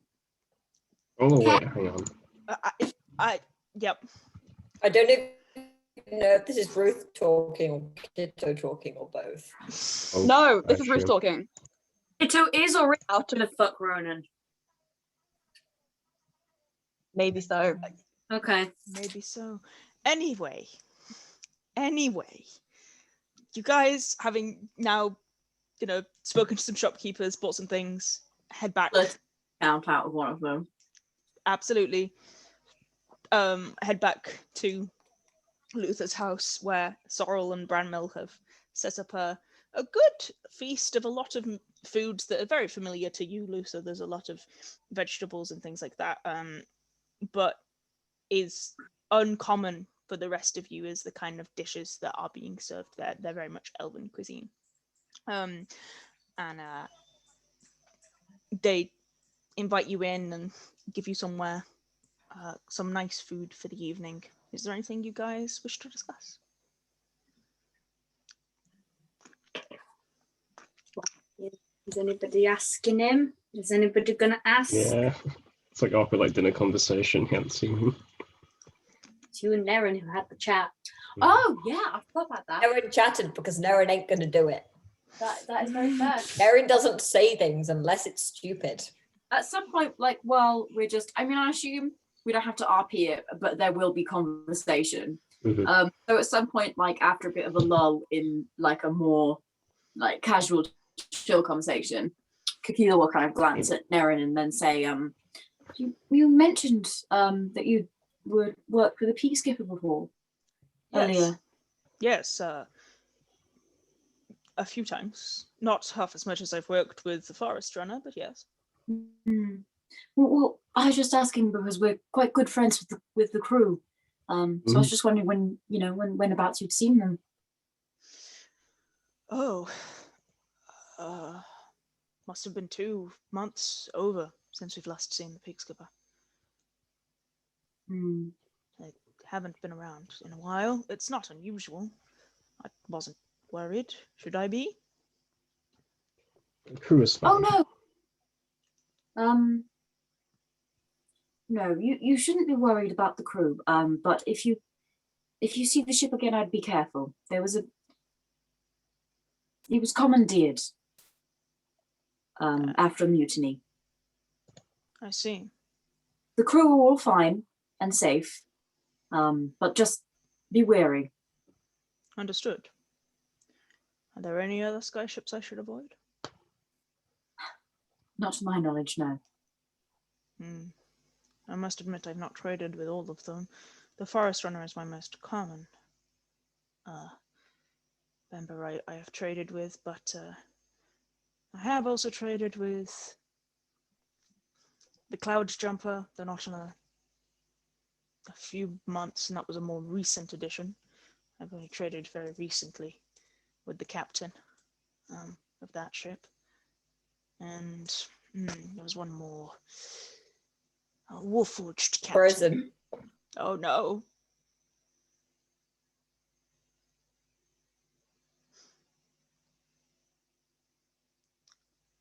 Come on. Come on. Hold. Nope, I'm gone. Screenshotted their little face. Oh, you're back. Are we Yay! good? Are we good? Are we good? Yeah. I think we're good. Okay.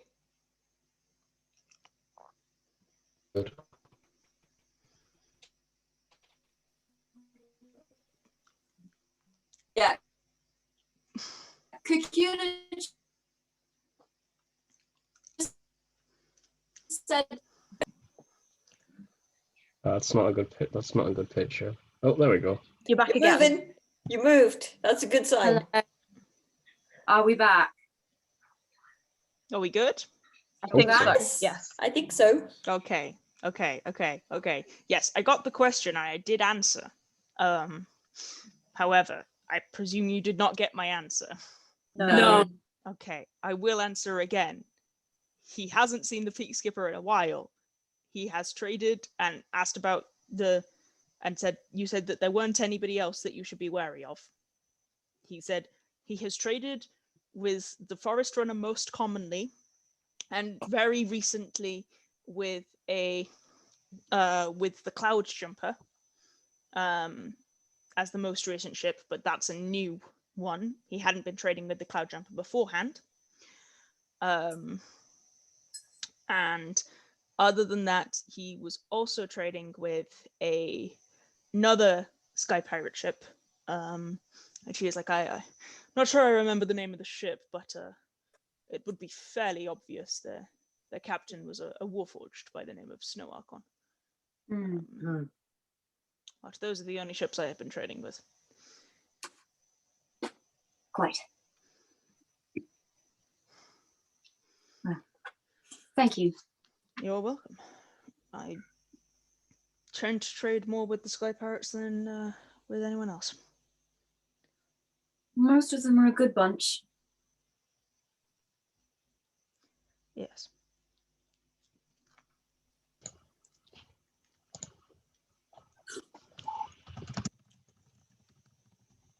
Are we heading out tomorrow morning then? I think so. Yeah, I think that's a good idea. Okay. I see. And you're heading due west of here, yes? Luther, that's what he said, right? Yes. Westwards. I see. Correct me if I'm wrong, dear. I've got it written down as westwards. It is, yes, directly due west. Right. Okay. Well, be safe. I hope you come back. Oh, we hope so too. We have before, and I promise I'll take good care of him. We all will. I appreciate that. It is good to know he has a supportive group of friends. Yeah. Sorry, we're just discovering Jake's colorblind. Maybe. Which what is one happening? is right? What's right? Which The one with Frost Lion Frostbite. not green, buddy. That That's looks like That's the not same. green. Okay, you know the Aurora Builder color? That's the same color to me. What's the Aurora Builder colour?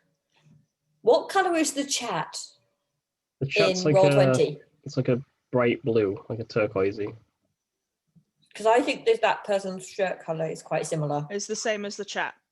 as the chat. No, Yeah. it's different to me. That looks way more green than blue. Maybe your phone has got like a yellow Yeah. tint on No, it. I'm looking at my laptop. It's possible. Well, maybe you've got one of those automatic, Yeah. because it's the evening Yeah. and they Like, put okay. a filter on it. Anyway, it's not important. I'm colorblind. This is new law dropping.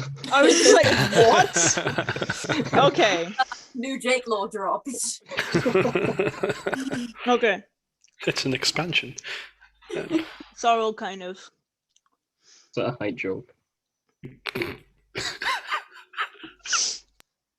Sorrel kind of folds her arms a little and looks Luther up and down. You will be safe, right? I guarantee that, but we'll try our best.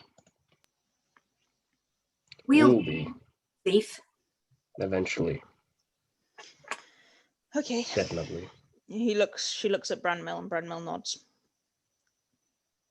Then, okay, let us, and he stands up and gets out and goes back into their room and comes back. And he's holding a large, long, flat chest. And he kind of places it on the table in front of you, Luther. You're welcome to open it. Okay, it's a mimic. I've been betrayed. It's No. not a mimic. You He's open there. it. They've been the prince this whole time. Oh my god! You open it, and inside, laid hilt to hilt crossing, are a pair of matched short swords. They have twisted leather wraps, and on the pommel of each of the short swords there is a different coloured pearl inset into the pommel. One of them is black and one of them is white. Your father kind of folds his arms. Where did you get these? These are incredible. These belonged to my father, who was a little bit more involved in being adventurous than I ever was. Their name is written on the blade, and you can see written in Elvish on the blade the names of Castor and Pollux. The one with the black pommel is called Pollux, and Castor is the one with the white pommel. They should serve you well. I believe they are meant to be used permanently as twinned blades, and they have beneficial features. Excellent. Thank you so much. These are great. If they were never my thing. But your grandfather would have probably liked you to have them. I'll have to read up on him one day. Never really knew his exploits.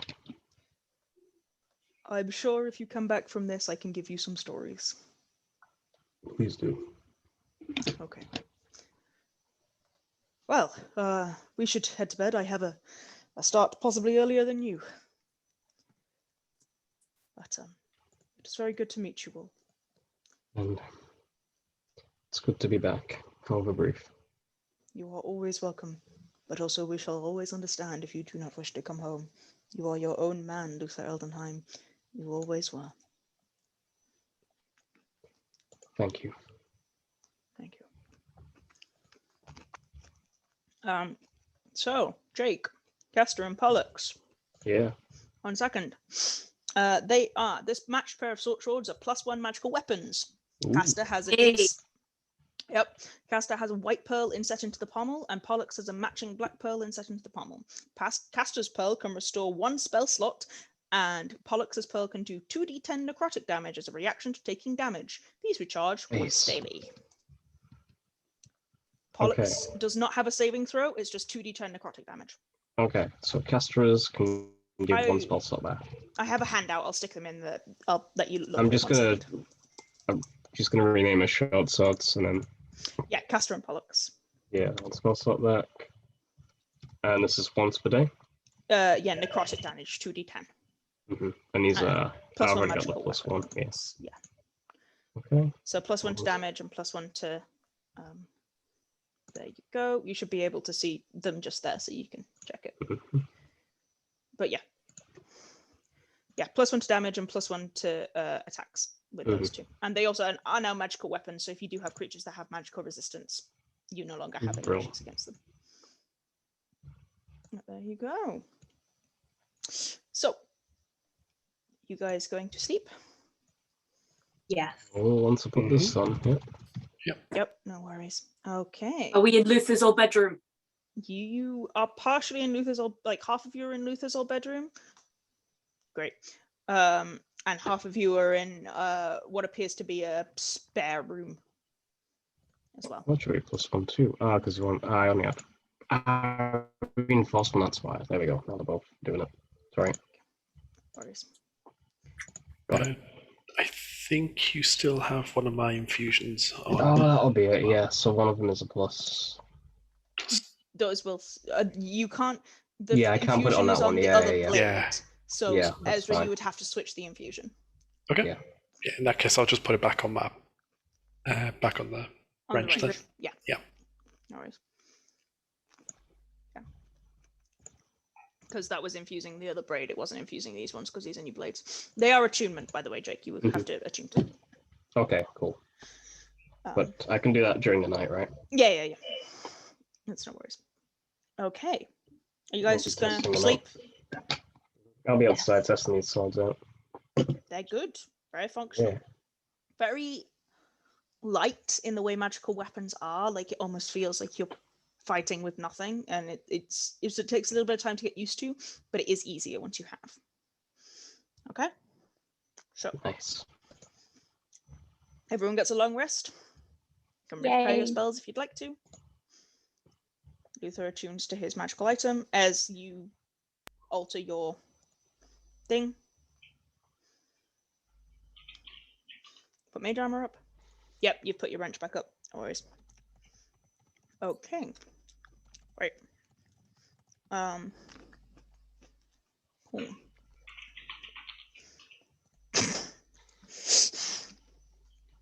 Yeah, feels appropriate. So you got wheel today, Cacula? Yep. Cool. All right. So The first. We only get low. yeah.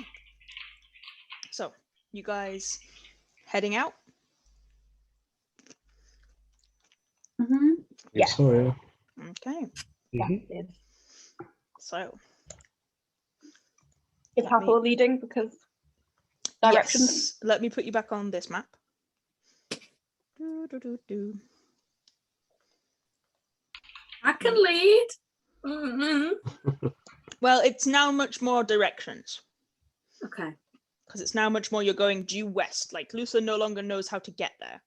Mhm. I'll also have Cheese fly up ahead and occasionally pop in and out of him to Yeah. check that we're going to walk like straight into a bog or across a river or. Okay. Oh boy, Hathor. Make me a survival check, Hathor. Okay. With advantage from Cheese. Yes, because that was a good use of cheese.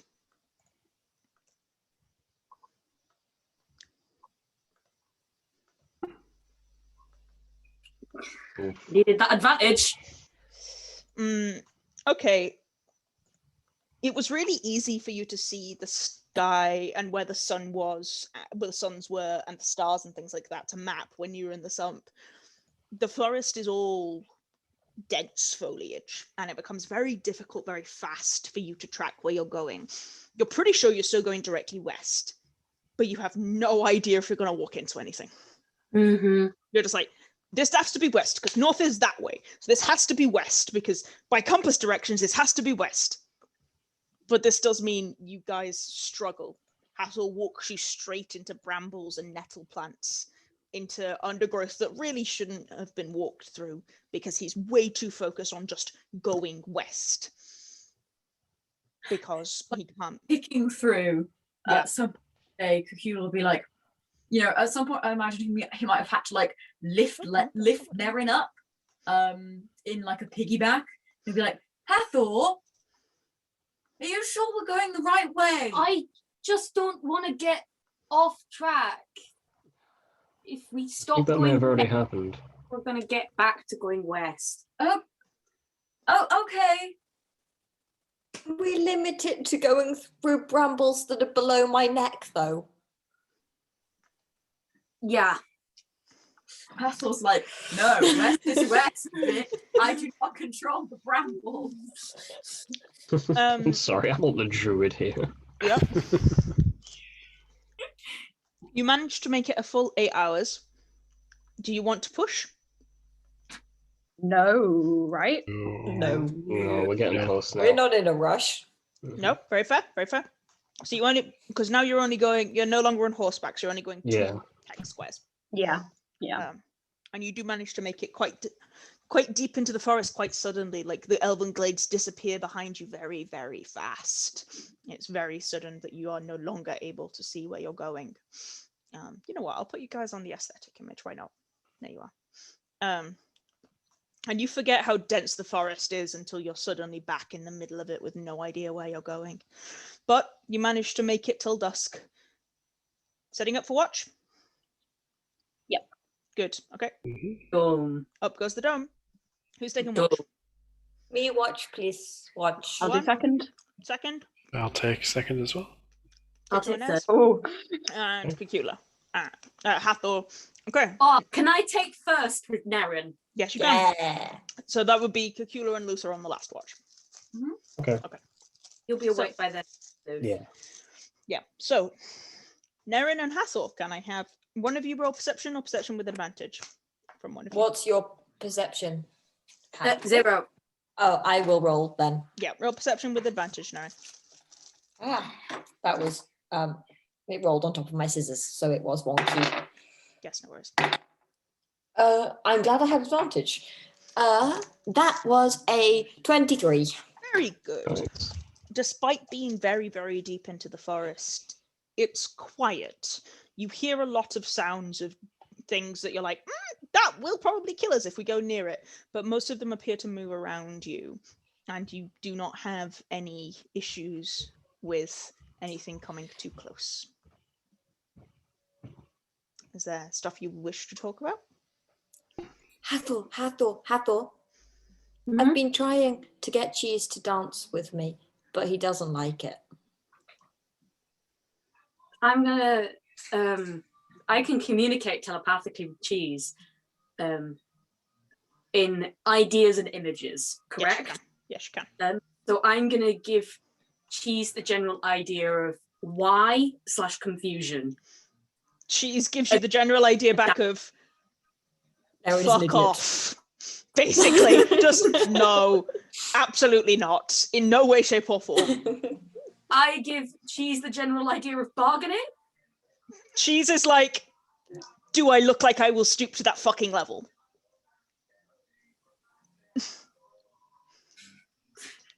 Threatening. Cheese is like, you're on thin ice, wizard. Starts flapping his wings like, I'll leave. He starts doing the like backup.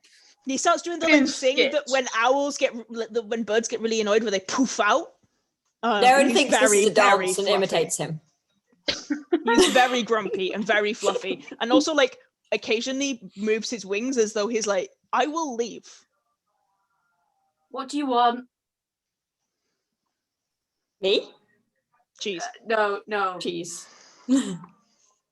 Cheese is like mice.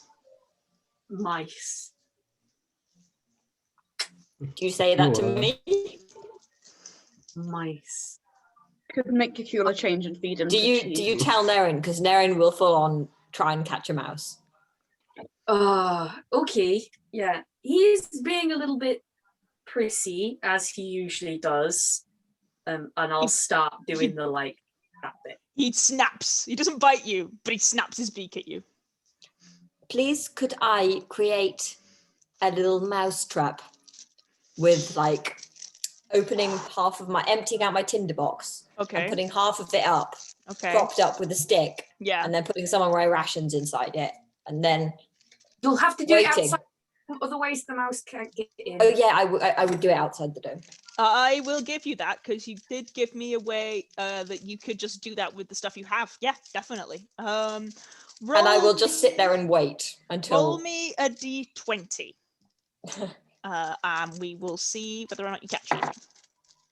Natural 1. You do not. Yep. This is Throughout the the monk, entirety of folks. your watch, nothing comes near you. We can leave it up while the others are awake, and if they see a mouse, you can let them know, and then you will get a mouse. I can also look tomorrow when we walk. He's calmed down now. He is less fluffy. I love you. You're fucking brilliant. He pops onto your shoulder and kind of sits down and does the little head bob like, yeah, I know. What a fucking bitch. I love you. I'll do the thing where you stick a feather in the fur and actually get at the skin. Oh yeah, he's like Richard. scritches. There we go. That's our watch. Yeah. Okay. Very good. Kitto and Ezra. Wow. That's Well, When we Sound swap like watch, a new Nerin character. definitely tells you, I've got a trap there. If any mice come, you've got to keep them and give them to cheese. Okay.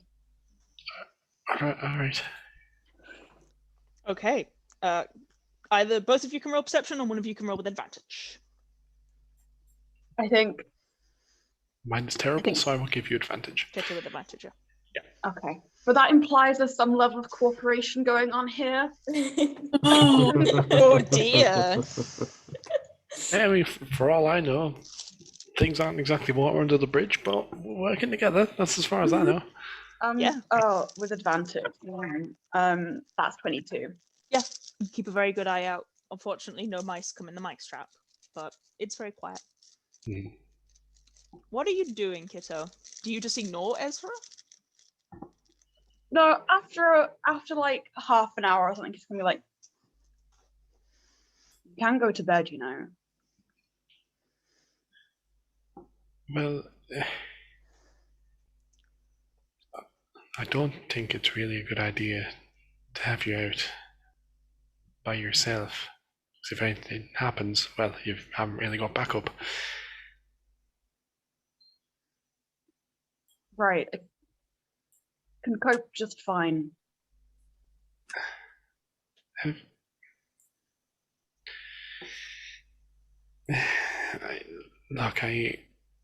apologize for being a bit blunt here, but Oh. Sorry. but It's a Sesame Street. shut up. No. I apologize for being a bit blunt here, but if you want to say something, then I'd appreciate just hearing it. But I'm not going to leave you by yourself, because that's just, well, if something happens, then that's putting everyone in danger.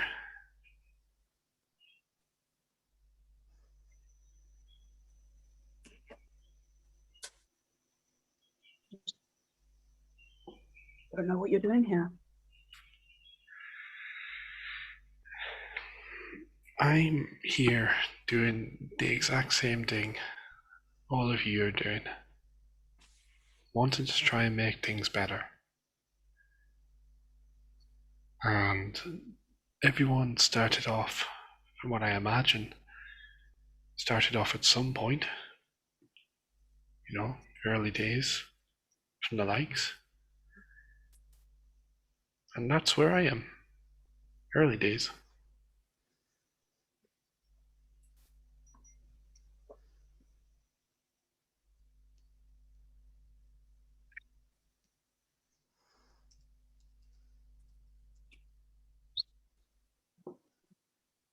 That's fine.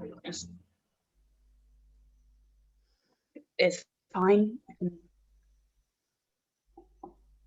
come along and do your tinkering and whatever. Just don't put me or my friends in danger.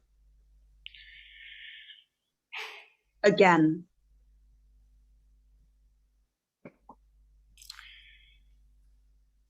That's exactly why I'm not leaving you alone on watch.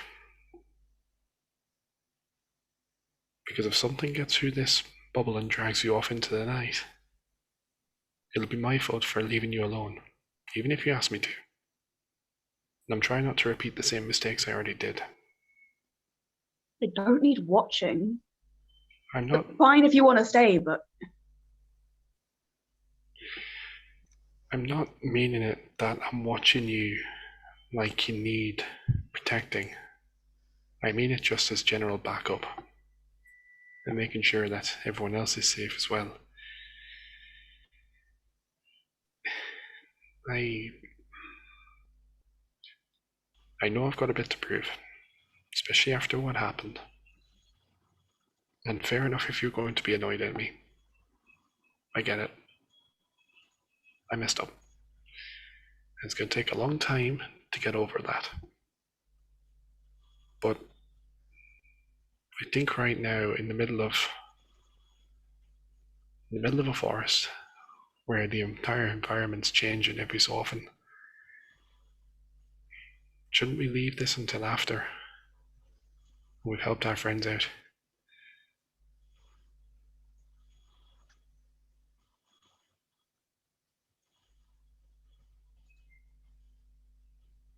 sure.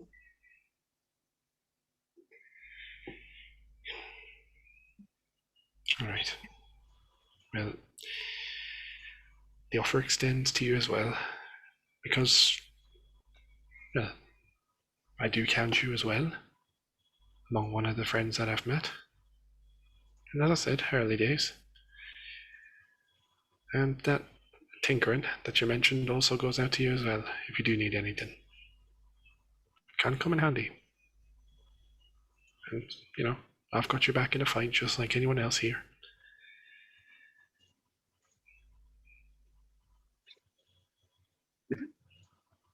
Yeah, well, we'll see, won't we?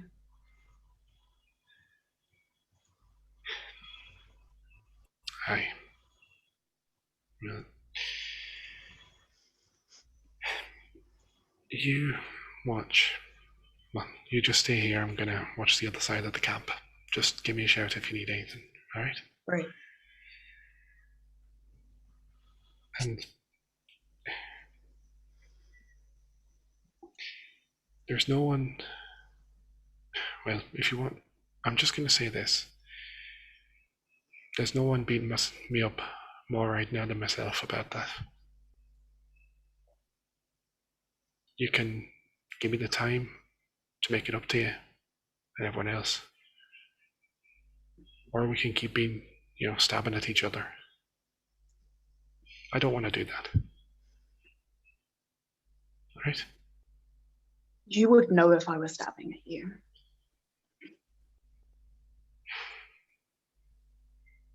I hope I don't find out.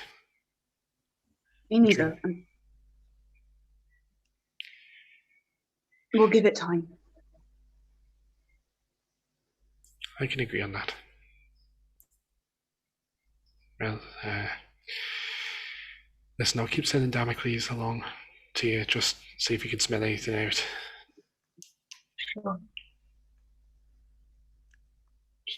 Aye. You can take it out on me, but he's not done anything wrong. Hey. And Ez will kind of just, sort of stand up, give it a small little kind of hand wave, and then kind of just head to the other side of the camp and sit down. Keep an eye out. Right. After Ezra's maybe not dug himself more of a hole, but maybe has. We'll see. I propose that this hole is no longer being dug by Ezra and is in fact being excavated by Kitto, who's going, can't believe Ezra's digging this hole even further. Yeah. Okay, yeah, but I also would like to point out, the beginning of that conversation started with Ezra taking a massive dig out of a hole and watching Kitto's face was beautiful. Yeah. Absolutely. Yeah, I think Can't we believe all sat Ezra there built me and- this shovel, which I'm now using to dig a hole. Yeah, but Ezra's like, this thing, and I was like, okay, Kitto is going to take that really poorly. Oh dear, here we go. He just- Ezra, you could could tell that Ezra was totally just like, but protect people. I'm being helpful. And Kitto was like, you call me weak. You call me a little bitch. You say I can't protect them myself. Kitto sees himself as like Yeah. a fully trained like assassin man who is like keeping watch over somewhere, and then a toddler comes out and he's like, you need backup. I'm here. I'm not going anywhere. You need backup. Yeah. And I was just watching this like, oh god, what? Kitto. So Ezra Ezra, But then Ezra massive, yeah, but then I agree with Niimi. Ezra did make it much better later on, and then Kitto was like, I'm gonna start digging now because I've decided I hate him. And I'm like, all right, baby. Ezra doesn't know Kitto well enough to know that that's how he'd react to that statement. And to be fair, like, this the is thing Ezra did that caused the problem was leave instead of thinking about like the greater protection of the rest of the group. Yeah. So I think he's good. No, I think he's good. I just think he also dug a hole with Kitto. Like, I don't think I don't think Moons was wrong. I just think Kitto is like that, TM. Look, it's one of those conversations in The Sims where, like, you know, it'll be like a fucking llama, and then they'll go, fucking hate llamas, a little minus fluffy. Yeah, it's like, to any other member of the party, this would have been beautiful. To Kitto, it's just like violence. Yeah. Violence right else would have been like, and it's like, why do you hate llamas? Why do you hate being protected, Kitto? I feel like that's a you problem. That is I have independence issues, and that's an everyone problem. Anyway, moving on. Moving on. Yep. There is no issues during your watch. Last watch. Go. Yes, Luther and Cacula. Can I have either 2 roll or perception with advantage? Oh, I'll stop saying. Cacula, what's your perception? +8. Oh, you do it. Okay. Mine's a +4, so. That's pretty decent. Oh Still. yeah, but if you had advantage, then it's a better roll. 23. Good. Okay. Again, the night is quiet, peaceful. Everybody sleeps. There is no disturbances. Is there anything you guys wish to discuss?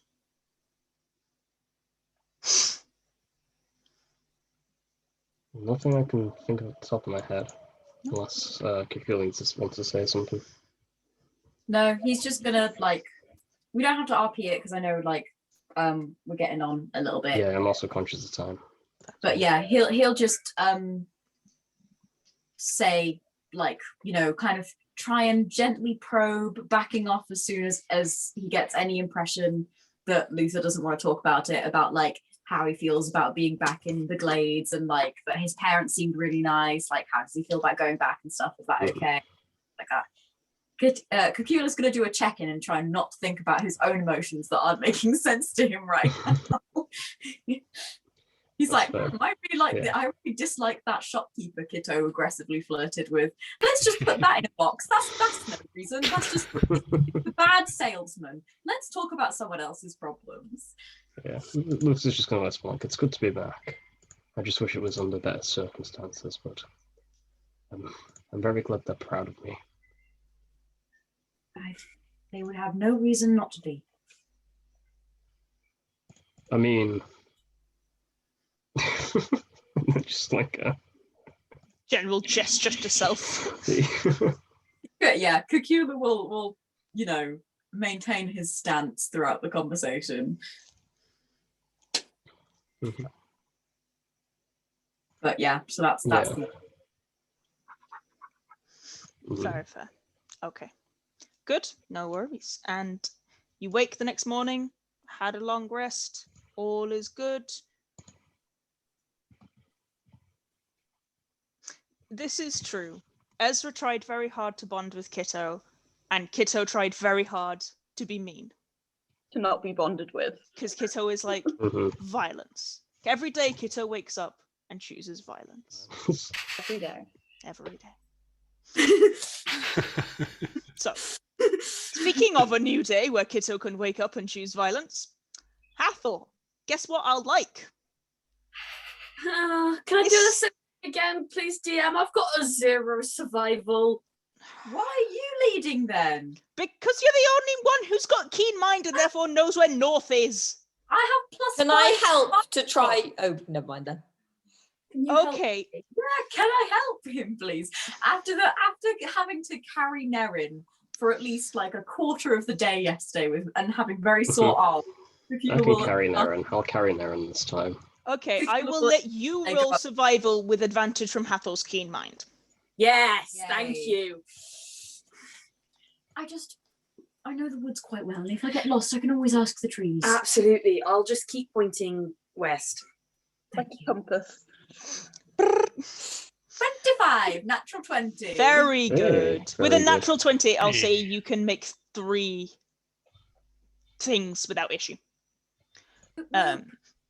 Cacula, you managed to find almost a deer path, and you managed to very much avoid a lot of the brambles and stuff that Hathor would have just walked into on the west is that way point. And you're like, look, yes, I see this patch of brambles that is directly west, Hathor, but if we go slightly north and around them, it's not going to take us 4 hours to walk through the brambles. It will take us 2. Yeah, he'll point out the like footprints and say like what kind of animal it likely is, and that they travel in herds, so it can't be too small of a path, so it should be safe to follow, etc., etc. Yeah, and it goes well, and the day is fairly calm and peaceful for most of it. And you end up getting deeper and deeper into the forest. It's interesting. The forest has a very loud, teeming life to it. It's constant and battering and consistent. And as dark comes, you're a little bit stuck in the middle of it. Oh dear, that was very northern. Stuck.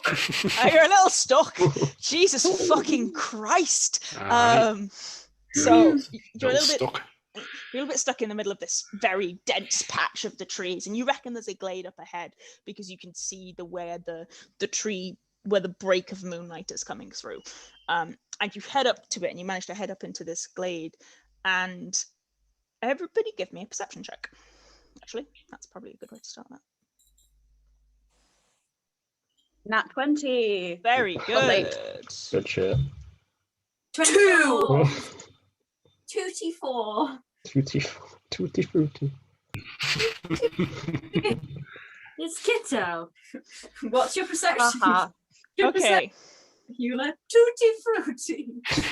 Everybody who rolled over a 10. There's something very odd about this glade. It feels unsettled in a way that's quite nerve-wracking. It feels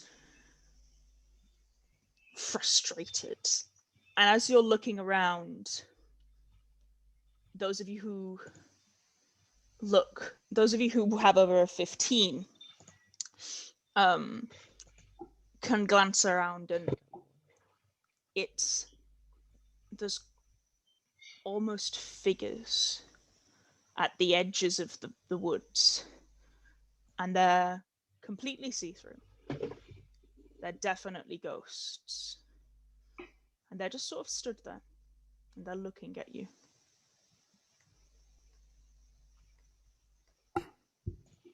You're seeing this too, right? As the others start to point it out, those of you who rolled less high perception can see them as they start to solidify. And we're talking maybe 30, 40 ghosts. Just watching. There's no statues nearby by any chance? No. Okay. The rest of the glade is flat. Can be friends too, right? Yeah, I mean, Galio is. Like Galio. These ones aren't being violent. They're not attacking you, and they're just sort of staring. Hathor, roll me... No, actually, Kitto, roll me an intelligence saving throw. Right. Memory. It's memory, yeah. Okay, yeah, I know that, but with just the word saving throw. Yeah, that's okay. It's to do with remembering something. Yeah, Kuji, where a little bit like, Cell doesn't really do saving throws. Yeah, mood. 15. Okay, that's fine. You're looking over it, and these are all ghosts clearly of people. They're of different races, and like Galio's still clearly a drow. And there's one that you recognize the description of. You've never met, but there's a half orc in tattered pirate's clothing with long tusks and a captain's hat and what looks to be broken and shattered. Like, you can't see with Gallio, it's almost gentle the way his wounds look. This half-orc's shoulder is torn asunder and he's missing an arm, and he just sort of looks at you. But you recognize this from the description Frostlion once gave you of the man who was his captain, Rainhawk. I know him, or I haven't met him. These people died. It's ghosts. It's the old captain from the Peak Skipper. If he knows his name? Rainhawk? The half-orc looks at you, but doesn't speak. He seems to recognize that you are speaking to him, but you're unsure whether or not he has been stripped of his own ability to speak. Can I have a look around the ground floor? We're not standing in any accidental ritual circles. We're not. No. There's nothing about this landscape that screams people are stuck here for a reason. This is magic. And this is a lot more than would be a single crew. And some of them look older, like some of the spirits look more weathered, as though they've been here longer. And the ground you're stood on looks very similar to all of the other glades you'd made your peace in. Do they all look like they're dressed as sky pirates? No, there's a vast array. There is a good portion of them who look sky pirate, maybe 10 out of 40 or 50. But a lot of them some of them are travelers. There's a significant contingent of elves. Hathor, actually, you see one at the back who looks really old. The spirit is very tattered, who is definitely a mage, wearing long, flowing robes. And you're sure you see another one. And you've seen a couple of descriptions and read a couple of descriptions of Lorien clothing. Those are Lorien mages. Something is drawing these spirits here. They're not violent, and they do appear to be massively over time period. There's some that are wearing clothes that have been out of fashion for years. Hundreds of years. And there are some that are very fresh, like Rainhawk. Hey, can I... Not that I don't... Can I just run a really quick detect magic? Yeah. Roll me a wisdom saving throw. It's gonna hurt. It's gonna hurt. It is. There's Trying a lot to of... look at the floor Okay. more than the... Roll it with advantage if you're not looking directly at the ghosts. Okay. Because I knew that would ping. Yeah, they all do, because they're all necromancy, but like it's like staring into blinding light. So I'm like, yeah, roll it with advantage if you're not directly looking at the ghosts. Okay, great, you're fine. Your head aches, but nothing else goes wrong. There is a little ways as to where the ghosts are. There is a small glow. It's a mixture of several different forms of magic, necromantic and conjuring, and I guess transmutation. It kind of looks tethering in a way. In one particular spot? Yeah. But it's at the center of all of the ghosts. Hathor will point it out. Difficult to see a lot of necromancy, but there's conjuration over there and something else as well. I think I'm gonna shout to the ghosts, like, "Oh, you lot. Did the prince do this to you?" You can nod, right? They all shake their heads slowly. Okay, thank God for that. I was gonna get very angry. You can understand us then. They nod. Is that holding you here? They nod. Would you let me through and my friend to try and stop it? The ghost of Rainhawk looks back and they all melt into a direct pass. Okay, they're not disappearing. No, they stay there. They're just like moving outwards. Separate. I It's prepared to separate for you. magic today, lads. Oh, Very good. Icon. That is definitely what you want. I was like, you better Nice. not Good have a stuff. weird Good shit. stuff forest. Very good. Yeah. Okay. You take Hathor, and once the ghosts part, it's much easier to see. It's quite bright. You think it's probably quite high level magic to be able to control this much power. Yeah, I'll loop my arm through Hathor's in case he's still struggling after the Yeah. dispel magic. You can't see anything physically on the ground. You reckon Yeah. it's probably buried. Do I have to dig? I think we all do. Come Alright. on, help. Let's Okay. go. With all of you, the ghosts that you all pass, and with all of you, it takes you a couple of minutes to uncover what appears to be a round metal orb of some kind. It's like interlocking pieces of what look to be clockwork. And Hathor, the minute it's uncovered, you're like, wow, yep, that's magic. That sure be magic. Can I like go like that and try and find some of the mages that I saw earlier? Yeah, one of them stood right next to you. Their faces are almost skeletal. And I'll Actually, their faces are sunken, withered, as though like all of the energy has been sucked from their body. just sort of hold it and look up like, They shake this their head. you? Okay. It is not of their design. Okay. Cacula, would you like to cast Dispel Magic? Yes, sorry, Ha- I'm just hold writing hold notes. it 1 second and I will drop the dispel magic. Because Hathor's curiosity will get the better of him. Mm-hmm. Identify. Okay. Are you casting it as a ritual? You taking 10 minutes? Yeah. It's uncomfortable standing in a room full of ghosts for 10 minutes. Kitto, did you want to talk to Rainhawk whilst Hathor Oh, casts just very Identify? briefly, just before. Am I doing that now? Yeah, go for it whilst Hathor casts Identify. Yeah, he's gonna go up to him.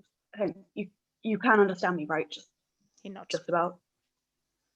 Frostline, he's okay. He's safe. He's captain now. He smiles like the tusks move. Brilliant. In just like a very assured way. I just thought you might want to know. That's all. He presses a hand over his chest and reaches out in a thank you. No problem. Okay. Identify. Sorry, DM. It isn't a magical item. No.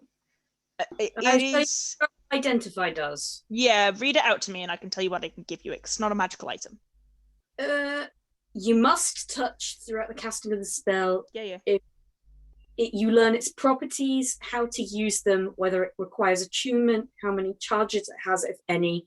You learn whether any spells are affecting the item and what they are. If the item was created by the spell, you learn which spell created it. If you instead touch a creature throughout the casting, you learn what spells, if any, are currently affecting it. Okay, this is multiple castings of different spells. One of them is Animate Dead. One of them is Soul Jar. There are a few different tethering spells that are also attached to it, like Tether Essence. And Radial effect stuff. Yeah, there are a fair amount of spells. From this, you get this could not have been created by a single person rapidly. Mm-hmm. Either it was created by a bunch of people, or it was created by a single person over the period of like 6 months. It is what the actual object is basically, you have Pearls of Power that allowed you to store spell slots. Yeah. It's like that, but bigger, and also the spells are active. They're not stored. They're being held, and because they're radial effect spells, they're constantly washing over, and because they're not being used to do damage, It's enchanted with several. It's enchanted with several spells. Dispelling it will probably not hold it. It will stop it for now, but you'll have to put it somewhere else that it can't affect these kind of things. Like, for example, an alternate plane in your bag of holding. That's Okay. but it is an enchanted object that is specifically used for trapping souls. Also, what you get from, whilst it isn't these Lorien's tech, it is Lorien technology. It is not. Right. It is definitely not of Utopia. It's way older, and the script on it is Cortan. Can I call Ezra over? Yeah, sure. Because Yep. Ezra will be a better judge of metalworking and Yeah. metal dating than I will. Yes. Yeah. Ezra, you have. What proficiencies do you have? Do you have metalworking as a proficiency? I have leatherwork, smith tools, wood carving, tinker, and thieves. I don't think metalworking was a proficiency. Okay, roll Smith's tools for me then. Okay. I'll put it under that. That'll do. Okay. That's good. That's good. Yes, this is definitely Lorien tech. Yes, it's very, very sturdy metal, probably an inert metal. Mhm. Titanium, maybe something like that. It's very, very sturdy. It's very well made. The Cortan on it reads, "To help us further our own exploits, and to help those who cannot rest." But it's definitely Cortan, and it's definitely old, and it's you're looking at pre-calamity by about 20 years from your Cool. abilities. It wasn't put by anybody in Utopia. Nope.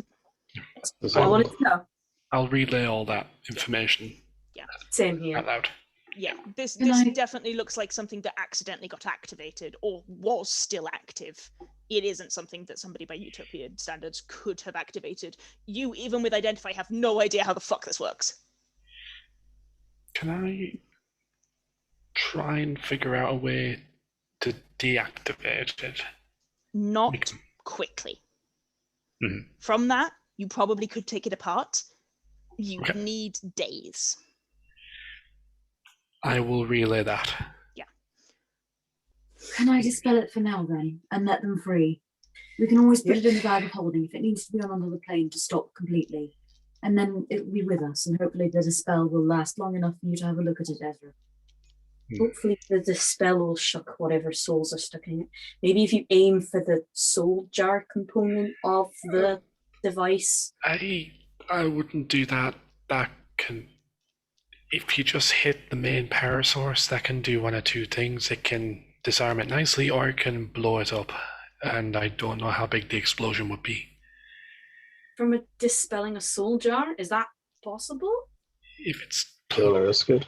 pre-calamity tech, It might have failed safety, yeah. Didn't you say it would just stop if we put it in the bag, though? Can't we just put it in the bag and then We they might won't- take the souls with us if we put it in the bag without dispelling it. If it blows up on souls will be released, right? or they'd be blown up. How You don't far know what happens. that released or destroyed. Not too sure. Admittedly, when you say released or destroyed, several of the souls shrug. To be honest, at this point, a lot of them have been here long enough that it doesn't make any difference. Ah. how far is Should let them 120 rest. foot, I think. Dispel Magic's got a big range. Ah, Mm. bang it. Yeah. Nice. So you guys come back up to 120 foot in case you're Okay. worried about it. Before I go that far, I will say, I hope that whatever happens, this brings you peace. The Lorien mages do a hand gesture that Ezra, you've seen Turing do once before. It's basically a hand over the shoulder, then brought across and then down. Mhm. You've seen Turing do it once, and it appears to be almost shorthand for greatest gratitude or most thanks that I can possibly give you. Like something like that. You see Rainhawk takes off his hat and holds it over his chest in a very similar, like, solemn thank nature. I'll give him a bow and go back and cast it. And you just make me a wisdom, not a wisdom save, it's a wisdom check, is Dispel Magic. Me. Yes. Yeah, because you're casting at 3rd level, right? Yeah. Yeah, so you need to make a wisdom check. Gonna give Flash of Genius. Thank you. That definitely works.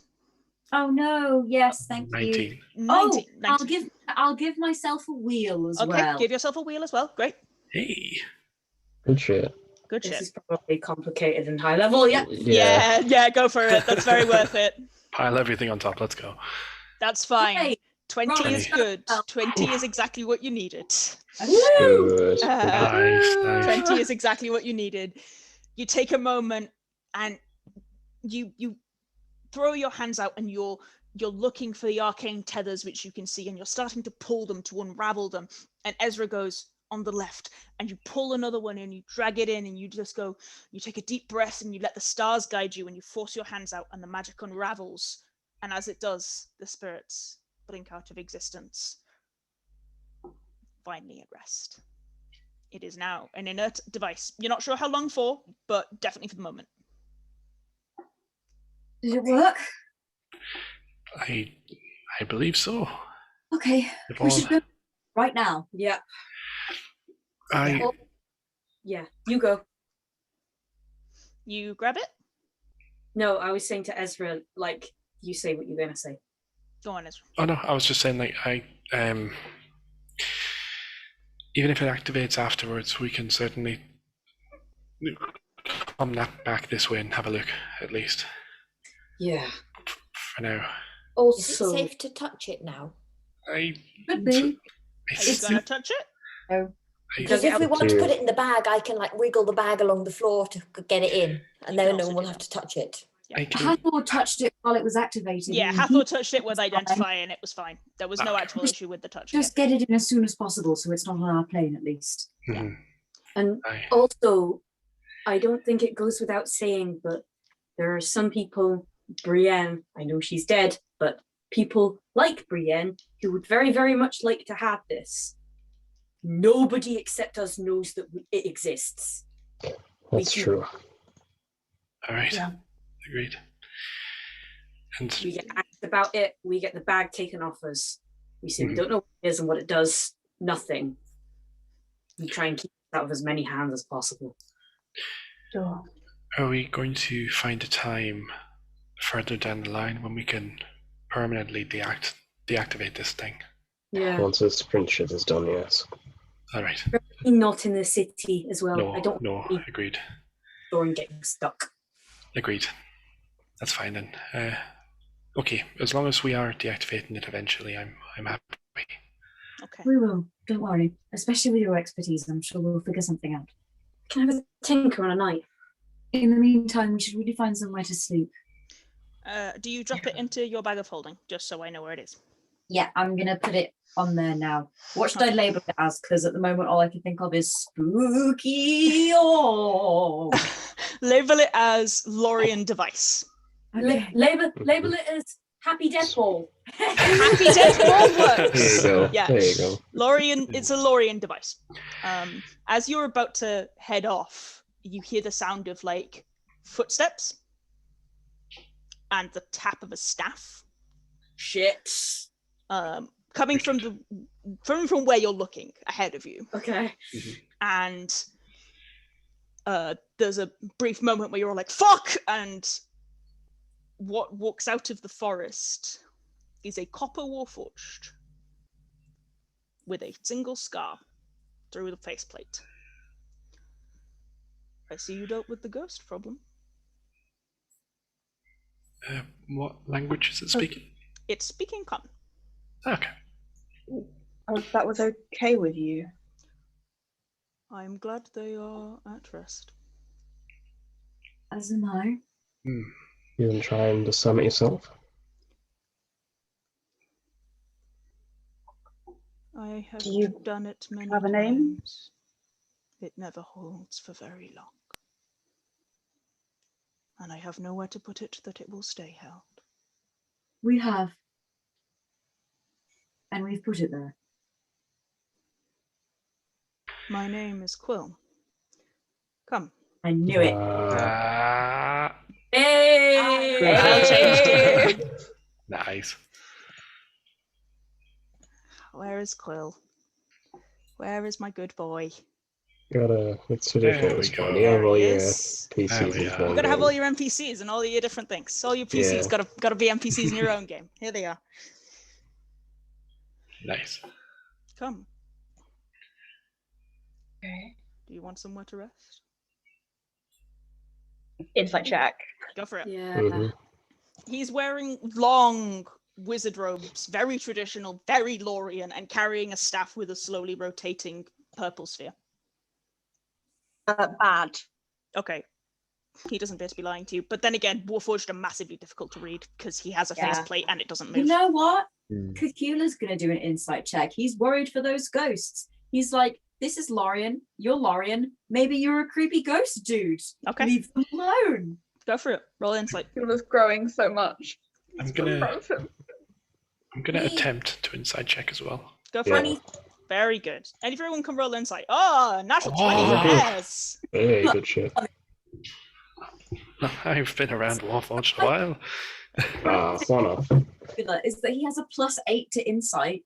He's just not the kind of person who usually insight checks people. Oh. Do you want to swap? Because I only have a +2 and I never, You're always never use it. inciting.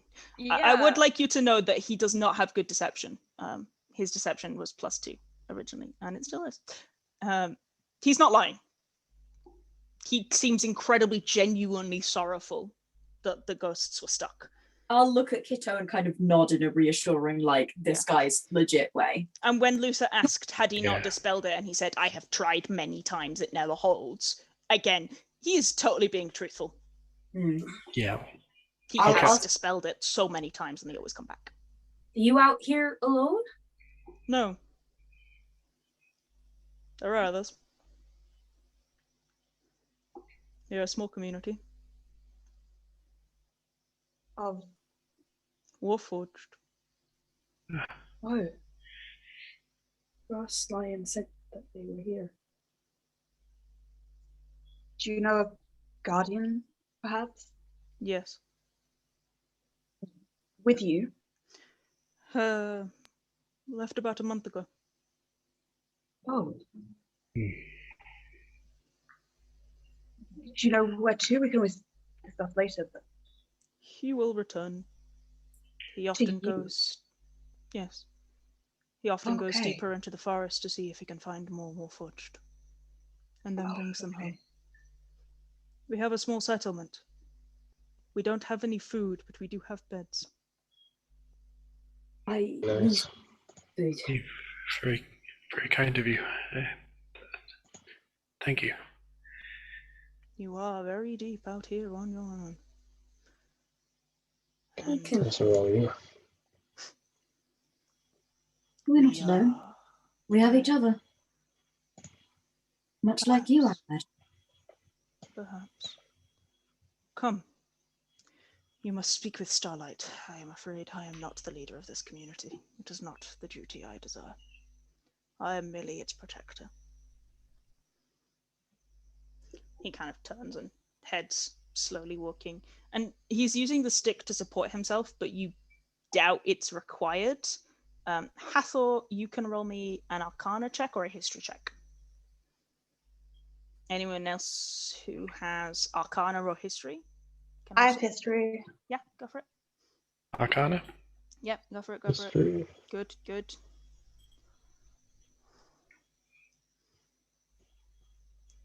Okay. Unnatural 20. Okay, so those who, all of you, because you're all rolled over 15. This is kind of insight as well, but he exudes power. That staff with the Arcana check, that's more magical than you've ever seen. When he said he's tried to dispel it many, many times, he's someone who could have definitely. No, I did not level him down. Yes, he is still a level 16 Graviturgy wizard. Ah. Don't pick a fight with Quill. Hmm. So he just, but he exudes power in a way of like, in the way that sometimes when Hathor's sparks go up, he just kind of radiates a little bit of off-cut power. He exudes that kind of power. And you are brought into a small settlement. Where is my image for the iron trees? There it is. It's mainly wooden homes that are rustic, but it's nice in a very kind of making the best of a bad situation kind of way. Most of the places don't have doors, and when you glance in, they have rudimentary furniture, but everyone here is a warforged. They don't feel the cold. There are a couple of other warforged milling around. You don't see many, but it is quite late. And Quill leads you directly through the center of the town to what appears to be almost a bar, or at least a living space that is communal. There isn't any alcohol here, but it is nice, and there are other people, and there is a warforged sat in the corner with a lyre who's playing a soft, gentle tune. And sat at a long table is a tall warforged with these huge branching antlers on his head. In the way, those appear to be part of his actual frame, in the way that warforged have wood frames. These do appear to be part of his frame. And he goes, Quill goes, Starlight. And the warforged looks up, gives Quill a nod, and Quill nods and disappears out. This man walks over to you. He's at least 6'4", 6'5" without the antlers, which makes him nearly 7 foot. They're massive. And he comes over. And you notice that in the usual plate of the warforged, there is a small, glowing, bright light right in the chest, almost where the heart would be. And he gives you a small bow. Return it. Hello. It's been a very long time since we have had people here. Hi. Yeah. We are passing through? Just passing through. Yeah. Understood. Hi. My name is We came up- Starlight. I am the head of the Iron Trees, which is the name of our small group. It's a Right. pleasure to meet you. And you. He speaks common in that way that all of the Warforged do, slightly stilted and slightly off-kilter, in the way that they were much more used to speaking Cortan. He looks over at Kitto, by the way. Kitto. Hathor, Cacula. Uther. Ezra and Damocles. Nerin, if you can see me, I can, you're very little tall. one. Yes, I'm afraid they do make for quite the addition, don't they? It is very lovely to meet you, even if it is rather late for your time. You are welcome here. Just because we have not had visitors does not mean we do not welcome them. Thank you. Thank you. I am afraid I will ask you not to cause any trouble. Quill is much more powerful than he looks, and he will kill you without much of a second thought. No intention on causing trouble. Thank Really you. intend just to sleep. You are. We managed to help with the tether. Oh, the spirits of the lost. Yes. We freed them. Good. Hopefully. Good.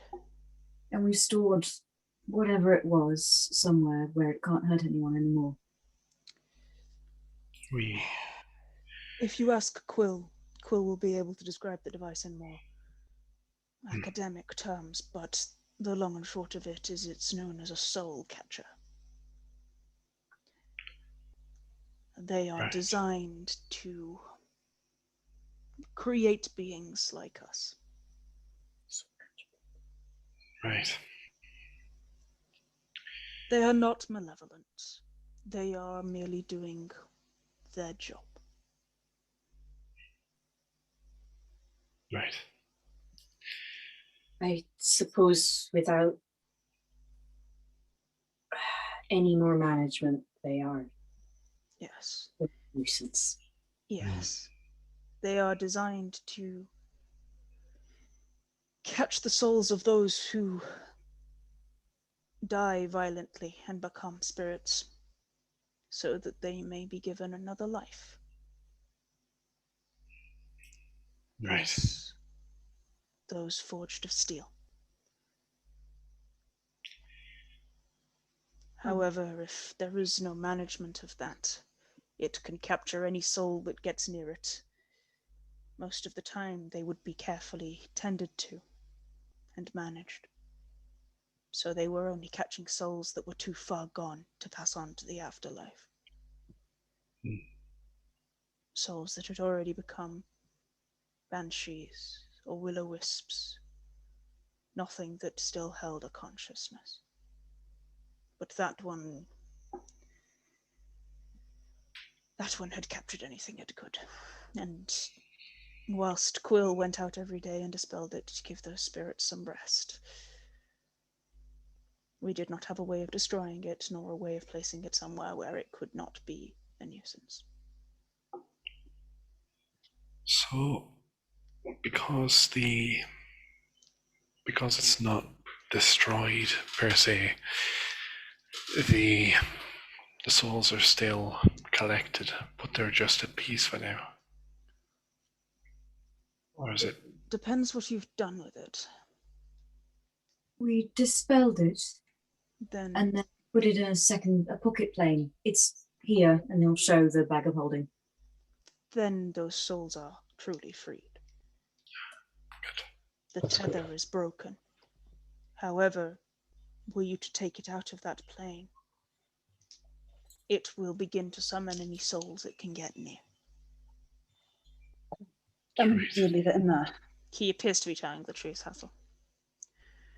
With your arcana as well from the last one this matches. That's fine. I was more just looking for his reaction at us possessing it. Nervousness, but it's difficult to tell in a warforged.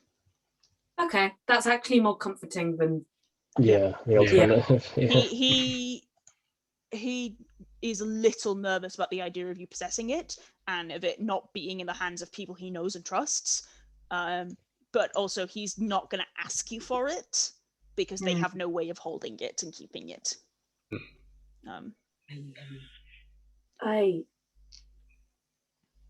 We're familiar with a few Warforged. We went to this, and I'll look at me and Ezra and be like, we went to the schools, and much better friend of Ezra's, but we know Turing. If you know him.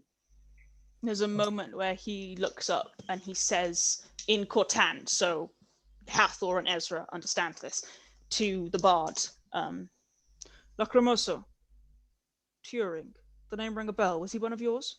And the bard looks up. Yes, my regiment. They're still speaking in Cortan, but they don't appear to be doing it to hide. It's just more comfortable. It's easier. It's much easier, and the way he speaks stilted common, it's very possible Lacrimoso doesn't speak common at all. Right.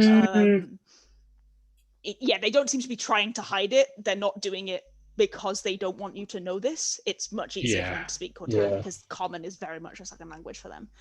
Okay. Then Starlight clears his throat. Yes, Turing was one of Lacrimoso, and he gestures to the bard. He was one of his original members, but I'm afraid none of us have been to the city at any point. Guardian Wilkerson said there were some in the city, but he did not name those who were. He said we could go if we wanted to, but it is a long journey, and we have made our own business here. Very fair. They seem peaceful, as was deemed. Aye. And I mean, Turing is doing well also. I am glad. He then takes a second and proceeds to relay basically any information you give him about Turing to Lacrimoso. And the bard's tune Got a picks up. boyfriend! The bard's tune picks up a slightly jauntier-esque tone, knowing things about people he knew. I'll kind of like, I'll switch to Cortan very quickly and just kind of be like, Cheering's also the one who taught me how to speak this, so do tell me if it's all right or if it's a bit choppy. He has taught you very well. Your pronunciation is very good. Mine is definitely very choppy. Yours is academic. He's calling you a nerd, Hathor. We should. I should take you to get some rest. It is late, and you have done many things this day. Well, just as a bit of an open offer for your kind hospitality, if there's any maintenance or mechanical work that needs a little bit of help with or doing, I can help out. That would be most appreciated. Most of us here are more of a one with nature thing. And he takes a moment and druid crafts a small wreath of laurel leaves and looks at Cacula in a very knowing way. Cacula will craft a little white wooden anemone, which is like a little white flower that's kind of in a vague shape of a star that you get in the forest. In response, he grins. Ah, you are of the stars, yes? Yes. How could you tell? Oh wait, never mind. Yes. I am of the beasts. He is a circle of the strange beasts druid. Ooh, yeah, it's it's a very fun. It's a very fun That's a cool one, subclass. yeah. He has monster of the week abilities. So nice. he can choose any monstrosity of challenge rating 1 or lower that he has seen and become that instead of a beast. Oh, that's cool. But Yeah, he that's has really the ability cool. to become Call something of the really monster fucking... druid. Yeah. Ooh. He's a monster druid. He's a very good fun subclass. He's Starlight. Are they metal? No, they're all. So it comes from. He's actually not a warforged. He's a starforged. He is built, which is why his name's Starlight, and it's why he has the very arcane reactor thing. He is built of star metal, and his beasts turn out more like Cacula's star forms. They almost look like they're made of starlight. Nice. Yeah, Sexy. it is very sexy. I would appreciate that. One of our scouts was injured recently, and then he switches to Cortan again. Lacrimoso, where is Rabbit? And the bard looks up and says to you and Cortan, "Oh, she's in the external areas. She broke a part of her femur yesterday, and if it's faster for you to fix it than it is for us, that would be much appreciated." Well, certainly. I can do it now before going to sleep, because I think we'll be having to head off quite early tomorrow. But I don't want to. Yes, of course. Please tell your friends thank you. I'm afraid my common is patchy at best, if not. Of course, and I'll turn to everyone and mention that thank yous have been given, and that I'm going to be. Violent wave. 1 second, I do have an image of Lacrimoso. He's fun. Where's my image of? Yes, Warforged do not heal naturally. They take a lot of time, and they have to put themselves back together, and it's real hard when. Look, there you go. There's Lacrimoso. He's got a little mandolin. He's a good boy. Also, I'm love. Lacrimoso is a word in music which means sad. It means sad, melancholy music.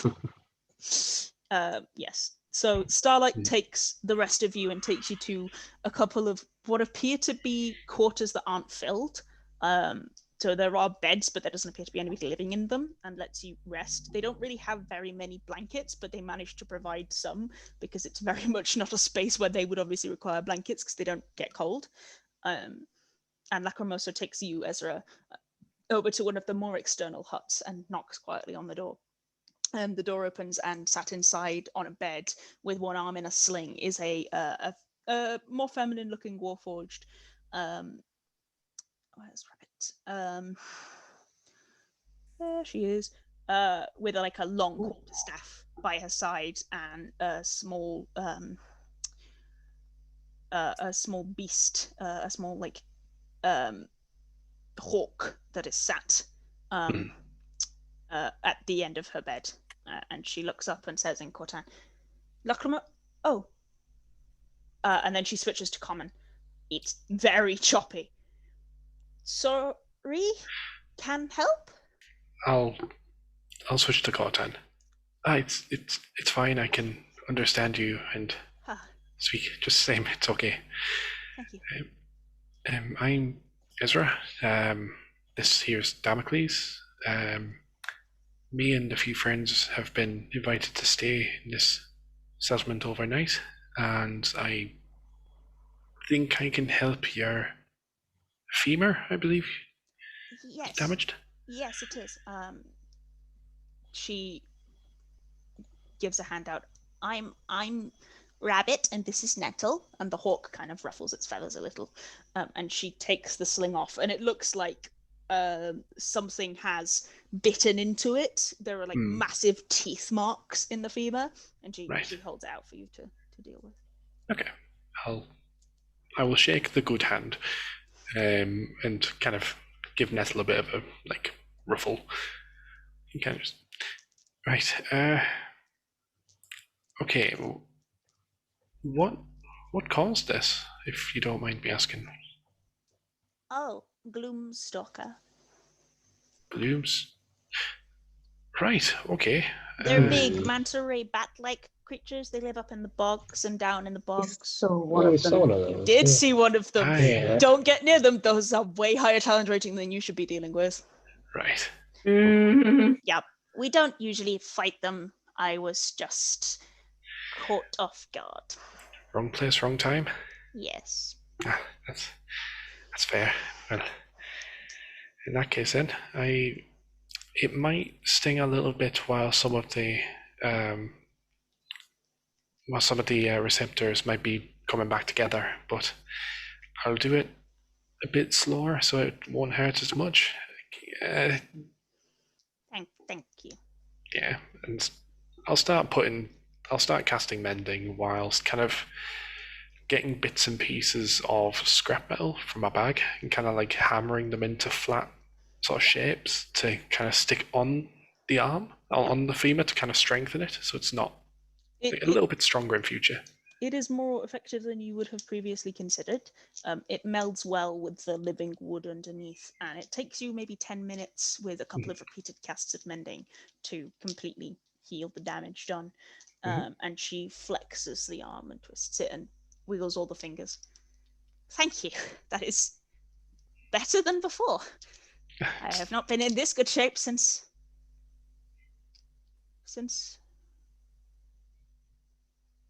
yes, it's for a long time.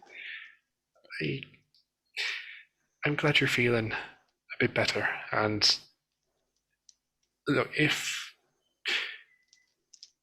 there's anyone else you know who needs any help, just let me know. I can do the exact same in future. Thank you. I will. Ezra, the moment that she kind of blanks out, you've seen it happen to Turing once or twice. Yeah. When people have asked about what he was doing before, he was in Utopia, and he can like recall most of it. But if people try and ask about basically before he was woken up, blank, just nothing. Right. And it's that kind of like, I was better at when. Wait. There was a before this, wasn't there? There was a before this. Was there a before this? I can't remember. There is a block. As I say, you've seen it happen to Turing a couple of times, and you guys had spoken to Spirit and Scroll about it. I believe Spirit and Scroll had talked to you about it, Hathor. about the fact that they can't remember before before they were awoken. Like, they know they were built for a war, but they cannot remember any of it.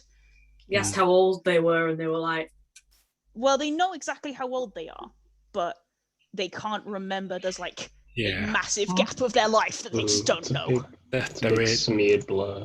Their age is kind of like taken from day of awakening rather than full life. No, they know exactly how old they are. Oh, right. Because you guys date based on the calamity, so they know exactly how cool. old they are before the calamity, because they remember before the calamity. So, like, if you ask them to describe Lorien settlements, they definitely can, and they can tell you about people they knew. If you ask them about why they were produced, or like the last 5 to 10 years of their life, they cannot tell you anything. They know they were produced for a war. They cannot remember any of that war, nor what occurred, nor why the war was occurring. Right, I'm with you. It's just blank. It's just locked. It's just not something they know.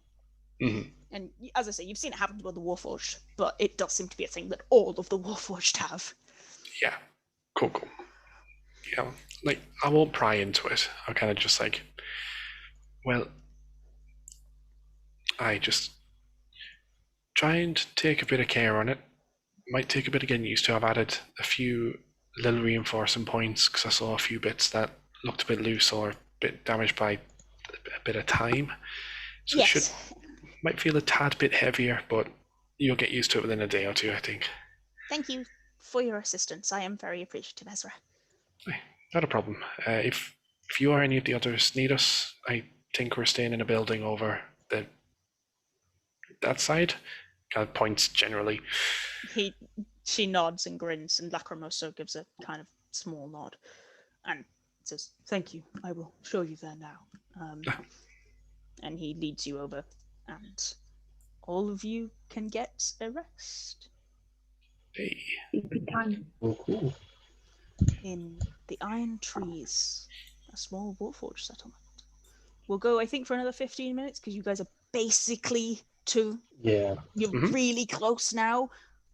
So we'll probably just get to the point where you're at the ruin that you're looking for, and then we'll stop for the evening. Okay. So the next morning you awaken, and it's nice to sleep in beds, even if they are a little utilitarian. Yeah, do they have like duvets, or is it just like a big slab? They have some padding on them, but it's like woven grass rather than like mattresses. It's just much more of a like a nature of like, again, feel it. But Warforged can feel. It's just a much more muted sensation. So it's a bit odd. But when you awake, Starlight is awake. Lacrimoso doesn't appear to be around, but Starlight is there and talking to another Warforged who you've not met yet.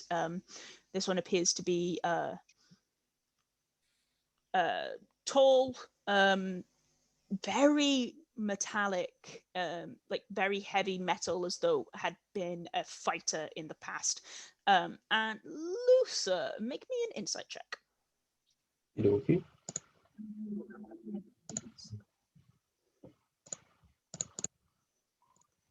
That's fine.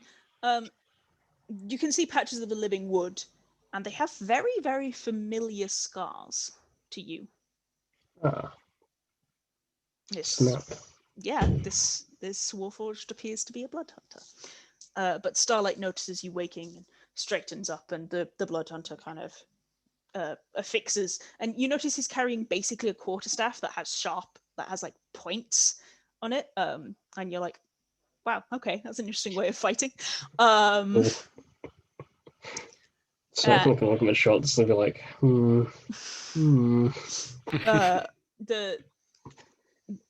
the Starlight comes over, and the Warforged follows him. Ah, you have slept well, I hope. enough. Good. Hi. This is Sycamore. The Warforged bows their head. I have asked him to accompany you for a few hours out of our settlement, in the hopes that it will deter anyone else from dealing with you?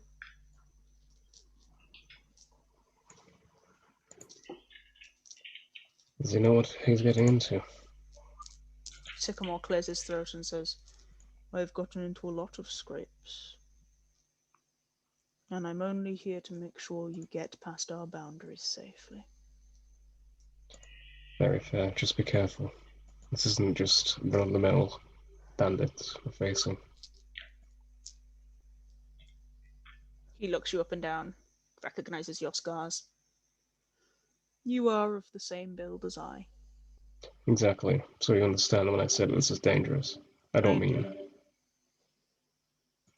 Which is why I go with you. Until you leave our boundaries, and I'm afraid you're on your own. Okay. Sycamore. Like that staff. I should have had a staff. It's a lot of fun when it does this. He takes the quarterstaff off his back and like drags it along the open edge of his palm, and it crackles, and it just fills with lightning. And the whole thing is just warped in crackling lightning, and he just holds it.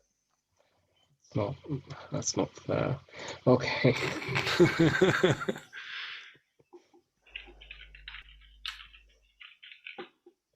It's nice to meet another fellow blood hunter. And you. What is your order, friend? I don't know. I see.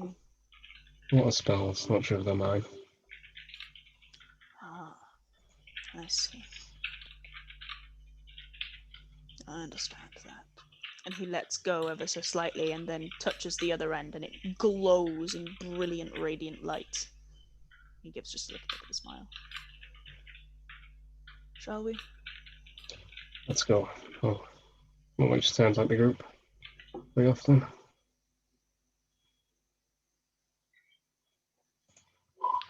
Catch that at all, Jake. No, I said like way off then. Yeah. Yeah. Aye. Certainly can be. Starlight bows and says, Thank you. If you can find us again, you are always welcome. Thank you. And Quill, Thank you. sorry. Quill says you are searching for Guardian. Yes, it's not my place to say, but someone is. Quill has the ability to contact people over long ranges. He will let you know if Guardian is around again. Thank you. And Hathor, you'd be able to find this place again, right? Yeah, I would. I can check in with Quill in a bit to see if he's returned. If he could come back. I believe Quill and you have the same ability, my friend. He will let you know when he is returned. He often leaves for months at a time and returns with new people. But when he is next back, we will let you know. Thank you. You're welcome. And I promise you, we will take good and careful care of the soul catcher. If you can, let no one hear its name. We already agreed much before we ran into Quill. Good. It is not a device for evil. But it is not a device that is meant for this age either. A lot of magic from what we were has been lost. And a lot of power is desired today. When I can afford to, I shall buy another pocket plane. I find you again and entrust it to your hands for safekeeping. I think I can do that a bit further down the line. It'll take me a bit of time to research, but I'm sure I can take a look at that for you. Should be do it a bit cheaper. That would be muchly appreciated for both of you. I think Guardian was mentioned to everyone. Yeah. Yeah, Cool. It's a warforged that Frostline's looking for. Yeah. It rings a bell. Definitely rings a bell. I think Kitto was the only one who heard about like Frostlion's direct trauma from Rainhawk and Mhm. that kind of stuff, but I think everybody, Yes. he talked about Guardian a bit more openly when you were heading Yeah. back through the Stygian Forest last time. Yes. Yeah. Right. Be safe, my friends. I hope that you come to no harm within these treacherous woods. And you. Aye. Thank you. Same with all of you. Thank you. He kind of steps back and Sycamore gives you a nod. Okay, so Cacula, you can also roll survival with assistance from Hathor. And we'll stop Yay. playing the Warforged music. Though I do love this song, but it is. It's The good. sad Yeah. music. It's Disintegrating by Niimi. Yuji. Very good. Be good. Yay! Very Yay, good. very Very good. good. Very good. Yes. Not quite 24, but still not quite a 25, but still very good. You make it quite deep into the forest without any issue. Sycamore stays with you until about midday, walking alongside you with his staff still kind of crackling lightly with energy. And when you are a good maybe 10 miles from the camp, he stops. This is as far as I will go. Take care of yourselves. Thanks. Right. You yourself. As with you. You are true allies to us. I can see that in you. And Starlight would not have trusted you without it. And he does the same motion, the Lorien motion. Oh. Thanks. I'll do it back. Back. Mhm. He smiles. It means farewell and thank you for all you have done for me in our culture. It is one of the highest things you can say to someone as they leave. It's good to know. Thank you. You are welcome. Honor. Aye. Yes. Honor. He nods and disappears back into the forest with only the light glittering edges of his staff that are seeable. And you continue on your way. It's a quiet day. The forest itself seems quiet, and Sycamore, whilst a reassuring presence, was not a talkative one. And there's a little bit of something weighing on you after seeing such a small and very tight-knit community, but very, very haunted in a way that you've never seen before. With that 24, you can push on fairly easily with quite a low DC for exhaustion if you'd like, because you did quite well. Yeah, we're practically there, so we push it. Yeah, Yeah, you- fucking you- go for it. Okay. Yeah. Aye. I do need everybody to roll me a con save. I'm gonna roll with dice. I shall come to regret this. Ah. That's a 16. No, Six. get Ah, Flash Genius there definitely as well, makes bloody it. old pal. Oh, yep. That's genius. Path of Genius for Luther. Yep, Luther makes it. Thank you. Nerin makes it. Damocles makes it. Sit on the back of Damocles for a little bit, Luther. Come Oh on. no! Oh no, sorry. Cacula! So You sorry. still have wheel. You still have wheel. Ah! Add your wheel. What did you get, Hassel? 16. Oh Tight. yeah. Okay, you're fine. You're fine. You just make it Cacula. It's a 10. Ezra, what did you get? I got 16. 16. Good. Yeah. So everyone makes it with no issue. DC 10. And you manage to pass the day. Cacula gets a little bit tired, but then looks up at the stars and the sky and is like, "Nope, I am doing this. I am strong. I am powerful. The stars believe in me." And manages to get a little bit of energy. He's like, "Arr!" Yep. And you guys make it 3. Right, right. Deep. We're just deep walking, into the and forest. Cacula just stops and goes, Oh, yeah, carries very on. in character. That's like behind, and then you kind of hear him whispering to himself, "I am strong. I can do this." friends believe in me. My friends like me, and I'm going to help them. I am strong. I can do this. Oh my god. He's Oh, gonna I yawn love in the him middle. so much. Okay. All right. So,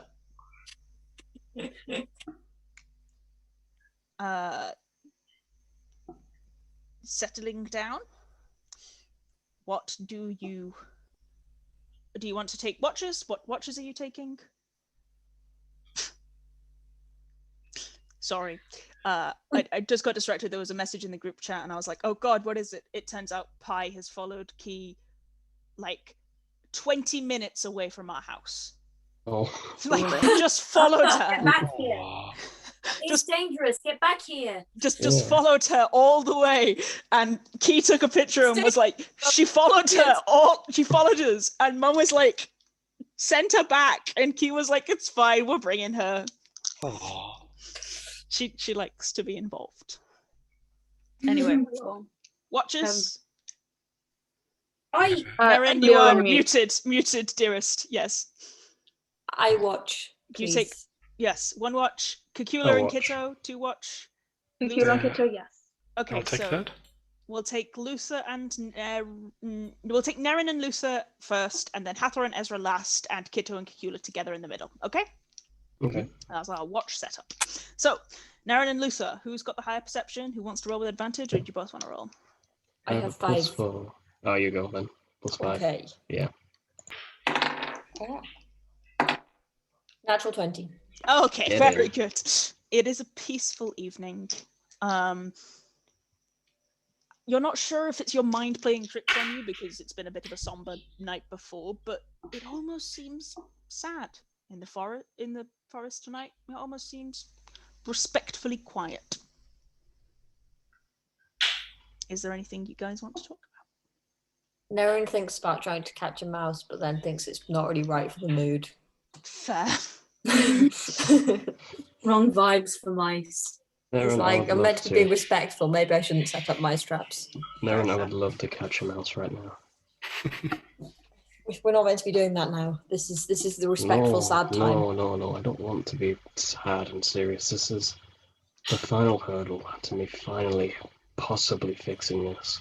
And it is terrifying, so let me try and catch a mouse. Well, if we're doing it for fun, I think we should definitely not use a mouse trap. I think we should definitely just run around and try and catch them. I've got these new swords, I need to test them out. I think we need to like try and catch them with our bare hands. I can make a kebab. That works. I think we probably need to be slightly out of the dome for this, though. Yeah. Absolutely. But fuck it, let's fucking go. Fucking run off into the Stygian forest in the middle of the night. Who decided to let Nerin and Luther be on watch together? Really, bad who's idea. to blame? I'm gonna say both of you can roll me dex checks. Just a straight roll. Just a straight roll.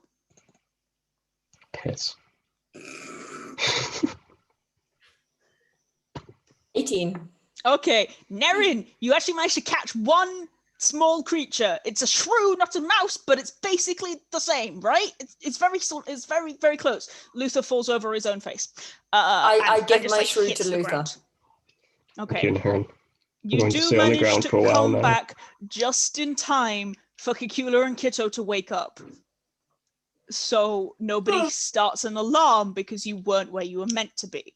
Though Luther does now have a shrew in his hands. Look at this little buddy. Who's woken up? Is Hathor involved? Where's Cheese? But Why Cheese do has you- just sat there having a We're good going to give time. it to Cheese, Luther. How did it get in the dome? It flew in. The shrew flew in? Yeah.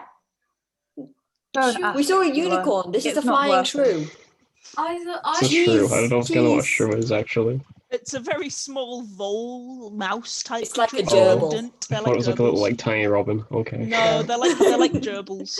But, The little but to rodent, be like, fair, it flew in. Luther and Nerin saying it flew in is completely It feels plausible. appropriate. I was like, yeah, sounds about right. Yeah. Okay. I will please give it to Cheese. You give it to Cheese and then roll animal handling with advantage for me. Because you did give him a shrew. 17. Oh, you're rolling real good tonight. Yeah, hell yeah. he is appeased and pleased with the shrew. He gobbles it down, and then just to prove the point that he was watching, he does a little bit of the synchronized dance that you've been trying to teach him. Just a little, and then he's like, I'm too good for this, but he does do a bit. Yeah, okay. And then Cacula and Kitto, if you'd like to take watch from these two morons, please. A bloody good job this dome protects against literally fucking magical spells and any creature. Yeah, but a shrew got in. I made yeah, sure but- we were watching. Yeah, I mean, shrew Nerin got rolled a in. nat 20. I was doing a great job of watching. It's just I was also watching for shrews. Okay, The go shrew on. can get in. Anything can get I in. will through. What did you roll? What did we roll, guys? What do we get? Oh, I mean, I think you have the same perception mod, so you might as well just both roll. 11. Better than that. A number which is 25. Oh, that's a fucking good number. That's You keep a very good eye out, okay, so Cacula is sleepy.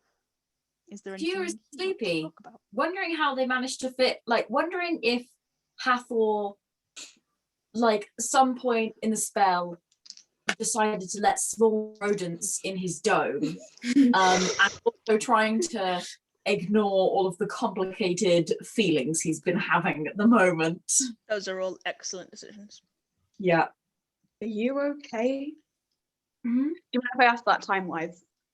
Yeah, I mean, it's up to you, baby. Like, it's 10:30. It's up to when you're feeling too bad. Because we're I mean, basically I'm happy there. to have a little 5 Yeah, minute chat. you can go for a little 5-minute chat because we will be there. Like, I'm gonna do, like, after this watch is over, you're there basically, so you're fine. Yeah, also realistically, Cacula is not going to dig into it with the very objective. The object of his Mm. emotions. Yeah. Yeah, it's gonna work in it.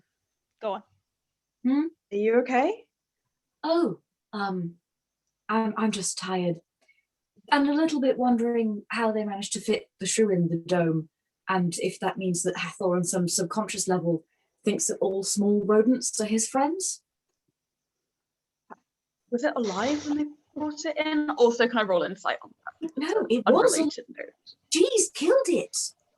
It was like Oh. a very strange dream. Oh, 10. But just roll deception. Yeah, Cacula does need to roll deception for I'm fine. Can he have advantage because he didn't completely lie? No, Aww. that's not how it works. But I'm no good at deception. But I am going to be Gonna be this a time. 10. I am cool. No. I'm Absolutely not. Yep.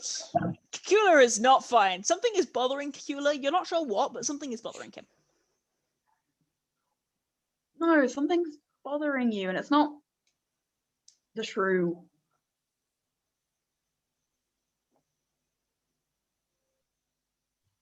Can't hear you. Can't hear you. You've gone silent. Sorry. Yeah. Oh, yep, there sorry. we go. You were Yeah. just Throw the voice. talking too quietly over there. Too quiet for the iPad to pick up. He's just saying, no, it's not the shrew. I don't know. I don't really know what to expect. We get there. What's going to happen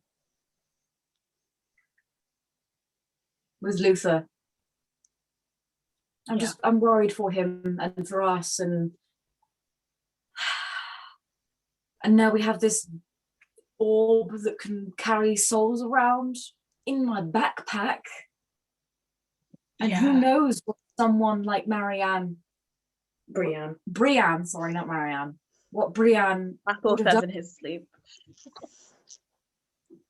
And I know, you know, like you said, she's dead, but there are countless people like her in Utopia. Kydril, who would love having something like this. And I know it was doing damage here, and I never would have let those spirits be trapped there. But are we really doing a good thing by bringing it with us back into the city? I know we need our bag of holding. We wanted to leave it with them. I find a way to destroy it. We can talk to Nerin Turing and But you see if heard there's a what way to Father said. to He said as soon as permanently we get out the destroy it. bag, would start drawing souls to it. If you think mages like Kydril can't detect that magic, I don't know. These are thoughts. They're on my mind. I'm worried. Yeah. I have a lot of emotions. Don't you always? I suppose so. Yes. We'll work it out. Right. Sure. Ezra tried to talk to me the other night. Oh, Go very good. well for him. Oh, why? Well, we're working on it. Good. I'm glad. Thank you, Kitto. I know you, and I don't mean this badly at all, but you tend to hold fast onto your opinions that you form of people, I think. So Change my mind about you. appreciate. Sorry, you Why'd completely they glitched freeze out now? on that. All I heard was He said, I changed my mind about you. Oh. To what? When?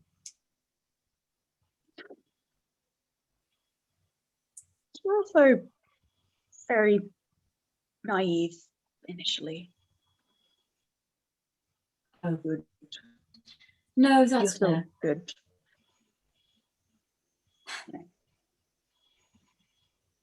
You're on me. You will Cacula doing a little purple blush. Well, I'm glad about that.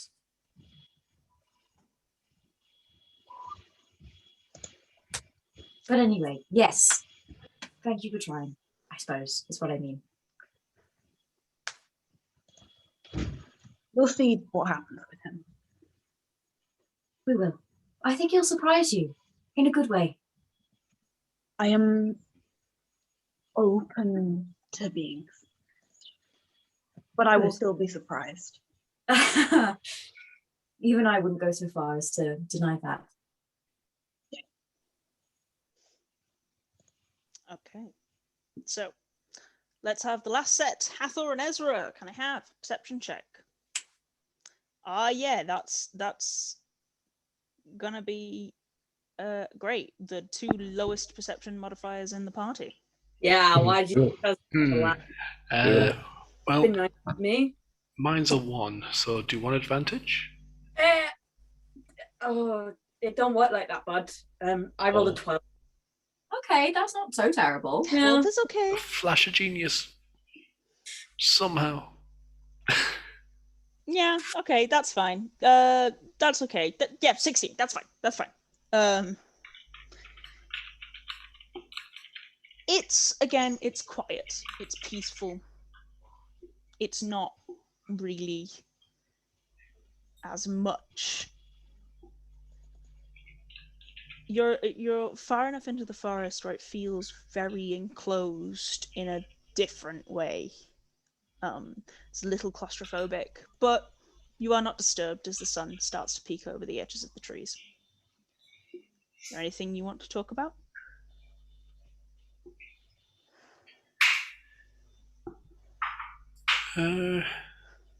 Well, we don't need to RP, I don't think, unless you've anything specific you want to vibe with me about. Nothing really. Just kind of, yeah, just seems to be a little glum, but kind of, if we're not RPing, like sort of just mentioning a bit about that amnesia of the Warforged, like that kind of blip. Yeah.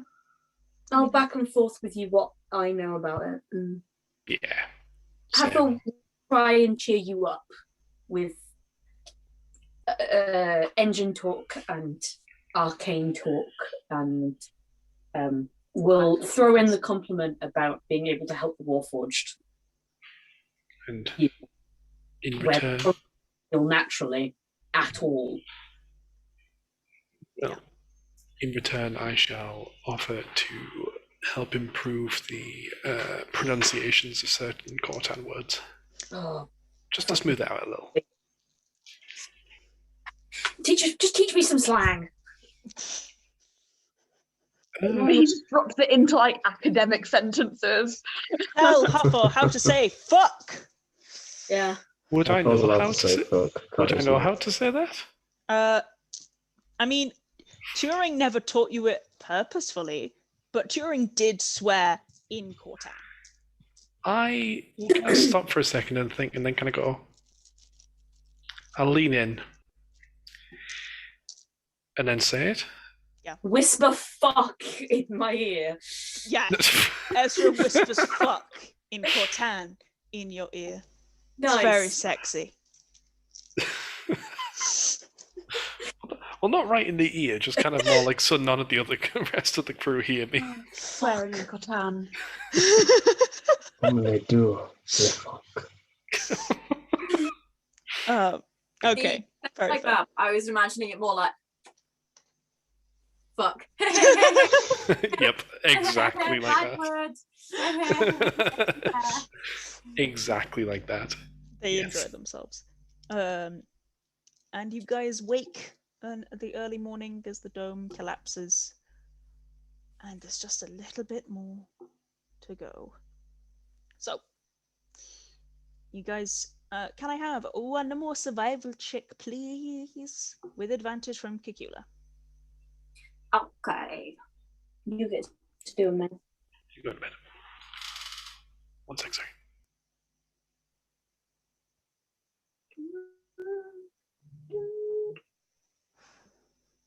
Fucking love me some Narnia, lads.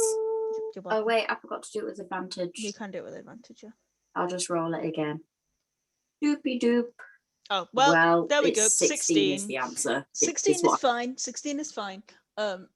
You head again due west. And as you're heading due west, you realize that you can see the outlines of like what appears to be a significant-ish structure a little bit ahead of you. And you manage to make your way towards it, and it's slightly raised up on a hill, and you make your way up towards this structure that's raised up on this hill. And as you're making your way up, you realize that this thing is pretty large. It looks to be a fort or castle of some kind, and you're stood there, and the ruins are dramatic, to say the least. You are stood in front of what appears to be this huge cavern.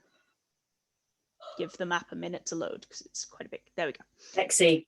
With this long, deep staircase, with this river around it that's rushing, and the ruins around it look like the outer wall. And there's a lot of pillars that are destroyed, and you reckon you can get over fairly easily into this cavern, but also that there is this deep, deep cavern that winds slowly into the earth. And you take a second and you look at it. There's something a little unsettling about the area. Everything feels a little bit colder than it should. Everything feels a little bit sharper than it should.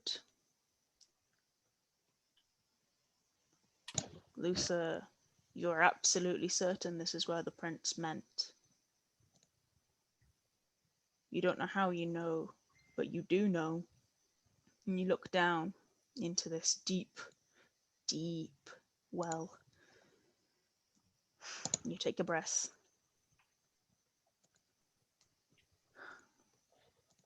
This is a promise, buddy. And that's where we'll leave tonight's session.